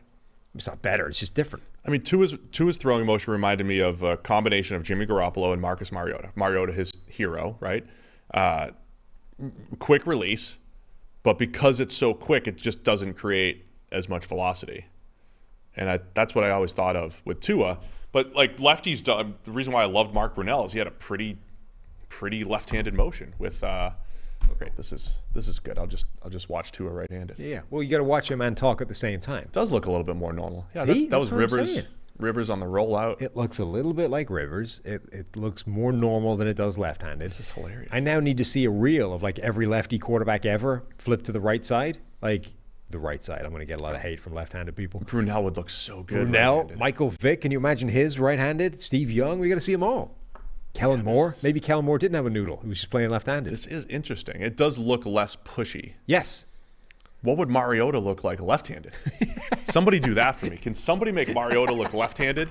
Maybe that's why he's so bad, because he would be bad left-handed. What would Tebow look right-handed? Maybe Tebow's motion looks good right-handed. Tebow right-handed. I'm just saying, nobody looked at Brunell's motion was pretty and it generated velocity. Michael Vick's motion, he had the elbowy motion. Really, you get that scapular retraction to create power, of course, like Vick did. Tebow right-handed is Byron Leftwich. Oh, Byron. Byron was like, he looked like me pitching with the long. he would. I swear Dwight Freeney had 55 forced fumbles on him in like 3 years. But that's not a legit stat. We didn't have PFF back then, but it felt like Dwight Freeney in their 3 years playing against each other. Got all the strip sacks because of Byron's long motion. Anyway, Cam, looked pretty good in his return here last week. Miami, to me, it's going to be it's the Panthers with their third highest pressure rate against Miami, and their offensive line just allowing a ridiculous amount of pressure. Does Tua continue to avoid sacks, get the ball out? Same thing's kind of true of the other side, though. Miami is the most blitz-happy team in the NFL. The Panthers' problem is still that their offensive line is garbage, even if Cam Newton is now back there. Do they break out like the Lamar Jackson plan of just send both safeties every play and hem Cam Newton in the pocket the same way they did with Lamar Jackson and the Ravens? Like that's not a bad game plan to try and attack Cam, I wouldn't have said. I wouldn't mind seeing that. And maybe you mix it up a little bit, have at least one adjustment off that pre-snap formation because the Dolphins just lined up in that same look and did not deviate from it. I'd be interested in that. Brian Flores going up against Cam and scheming to keep him in the pocket and make him win against the blitz. Yeah, got nothing to lose. Done if you're particularly Miami well. here. I think Tua again has played well against not so good defenses. I think Carolina's kind of in the middle here. So I think Tua has a nice in the middle game, and then it's what happens with Miami defense against Cam and Carolina. And they're given 1.5 on the road. Where are you going to lean in this one? Panthers, Dolphins. Miami. You're all in on Miami, huh? Yep. I just say all in if you're picking. I know, yeah. I'm in toss-up territory in this one. Can I just pass? No. It's not like the SAT. You could just skip questions. No. Okay. But you wouldn't get credit either way. Take as much time as you need. There's nothing pressing here. Now we're just having a grit test. Grit test? Grit test. Stare down. Maybe that should be the grit test. I'll take Carolina. You got a meeting at 4:45. Drink a gallon of water, and then when you get in there, we'll do the grit test. 2 more games left. Look at this. The Jets at the Texans and the Falcons at the Jaguars. This is incredible. What an incredible slate at the bottom here. Zach Wilson's back. Jets at Texans, and the Texans are given 2.5. They're favored with Tyrod at quarterback because they're coming off a win. Yeah. What are you looking for in this one besides Zach Wilson playing football? It's got to be the first time they're favored this season, right? It has to be. Yeah, of course. It's kind of like what are they, 2-2 with Tyrod as a starter with one of those games that he was knocked out in when they were doing pretty well. They have beaten the number 1 seed in the AFC. They're feisty. They were giving Cleveland everything Cleveland could handle in week 2 before Tyrod tore his hamstring. They beat the Jags. They are not a terrible team with Tyrod at quarterback, whereas the Jets are a terrible team regardless of who's at quarterback. Therefore, the Texans win. So you're taking the Texans? Yeah. All I'm looking for in this game is did Zach Wilson learn anything on the bench? I saw Mike White. I saw Josh Johnson. I saw all these guys get rid of the ball underneath, work the short passing game, not hold the ball over 3 seconds, and still not make anything happen with it. So does Zach Wilson change his style and the way he's playing? I mean, God knows he had a lot of evidence that, hey, you were actually quite a large part of the problem here in that all 3 of the quarterbacks that came in your stead had much more success than you did, at least for a period. I'm going to say we see a new Zach Wilson against this Texans defense. Okay. New Zach Wilson, Jets cover the 2.5. Okay. Might even pull the upset at Houston. Plus, he's in a dome. It's going to be great. Big Zach Wilson game this week. And then the Falcons-Jaguars. I hope I didn't miss any games. Pretty sure 15 There's games. a lot of slate. games. If you missed them, God. Who's the Chiefs are on bye and someone else, obviously. Cardinals, Chiefs and Cardinals, both on bye. Is that it? Falcons at the Jaguars. This could be a Trevor Lawrence. This is the week Trevor Lawrence breaks out too. We're gonna have the number 1 and number 2 quarterbacks in the draft looking great. Okay. This week, Trevor Lawrence and Zach Wilson. Give me the Jags. No, don't give me the Jags again. I'm not picking the Jags. I don't want to pick the Jags. And I don't want to pick the Falcons. Yeah, if you don't pick the Jags, you have to pick the Falcons. And that's a situation nobody wants to be in. This is my face when I have to choose between the Falcons and the Jaguars. I have to pick one of them. Okay. I promise to never pick either of them. Yeah. You can't do that. I'm 0 for a million picking both of these teams. Yeah. Falcons only favored by 1 in Jacksonville. Yeah. It's not good. It's pretty bad. Matt Ryan has basically had a Tua-like season. I would say Patterson is probably not playing, the ankle injury, the high ankle. When it turns in like that, it takes a few weeks. It's a few-week injury. So you're back to the situation of it's Matt Ryan to Kyle Pitts. And whereas the Patriots didn't actually throw 3 guys on Kyle Pitts, the Jags probably should. Because what else are you going to do? Jags pressure. No, I'm going Jags. Jags pressure package at home. At home. What they did against Josh Allen 2 weeks ago. They're going to put pressure on Matt Ryan, who is just let's see. Let's find his grades under pressure this year. I did the defensive rankings, and the one sort of constant theme with almost all the teams at the bottom end of the rankings is they can't rush the passer and they can't stop the pass in behind them. The Jags are the one team that actually kind of bucked that, where they're like number 3 in terms of total pressure or pressure rate this season. It doesn't matter because the back end is so bad. They can't stop anybody. Like Shaquille Griffin, the free agent acquisition at corner, is by far the best guy they have in the secondary, and he's giving up a passer rating of 109. Right. They just can't stop anything on the back end. Yeah, Matt Ryan, 53. He's got a 92 grade when kept clean, 53 under pressure. Plus, it's outdoors. It's outdoors. Even in Jacksonville, it's outdoors. If it rains, it's over for Matt Ryan and the Falcons. Okay. So give me the Jags here. Oh, I really don't want to pick the Jags, but either way, we're going to get burned. Yeah. You got to take Atlanta. We've said the rule is you don't pick Atlanta, so I'm not going to pick Atlanta, even though I've also said the rule is I can't take Jacksonville. I don't have that rule. I just don't think that they'll win. Yeah. So I'm going to pick Jacksonville, even though I don't think they'll win. The picks are in. It feels like another 5-win week, at least for me. I'm feeling pretty good. Another 5-10 week against the spread. But use Greenline. Go get Greenline. Cyber 40, 40% off. They'll help you.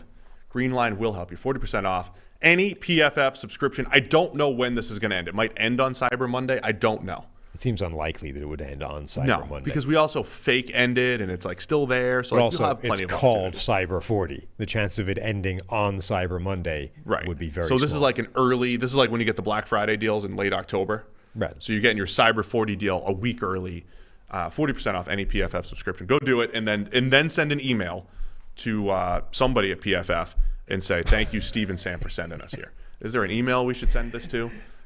Just to make sure we get proper credit. Really hope people and do that that. It stays in the. We just want it to stay in the family. We want to know that every one of our millions of listeners also has a subscription to PFF. Some poor customer service guys get inundated by a bunch of people randomly emailing contextless, being like, "Hey, Sam and Steve told me to sign up." All you do what is the customer service email? I don't even know anymore. Where's contact us? This is important. Contact support. So you go to the pff.com. You go to contact support. And then just say, subject, Steve and Sam sent us. What you really need to do is to give out Chris's email and tell him Sam and Steve sent you, so that he knows that we're the guys driving the subscriptions here. Chris hasn't earned the one name PFF email yet, has he? I doubt it. Like some others in the company have. No. Chris isn't eligible for that for another 4 years. It's not long enough. Yeah, it doesn't have the tenure. Yeah. He's got 4 more years before Chris earns the one name email here at PFF, and we'll see if he even gets it. We'll see if he gets in to the PFF. Got to get voted. Got to get voted in. I'm on the voting committee, as are you. So anyway, that's it for today's show. It's a great show. Thanks to everybody for tuning in, for watching the baseball, for donating to just everybody that has contributed here. Look at that bat. Give another shout out to the bat. Yeah, Go Stinger. Stinger Bats, Stinger Bat Company, and Derek Fye is our guy that hooked us up there. So Derek Fye over at the University. Huge amount to them. I mean, over there. And then Over there, Andre Stinger. at the University of Cincinnati. UC. So thanks to everybody for tuning in. Everybody have a great Thanksgiving. Go get your DraftKings Thanksgiving deal before it runs out tomorrow. And again, this is it. Previewing Week 12, and then we'll be back here to review all of Week 12 on Monday morning. Happy Thanksgiving, everybody. See you Monday.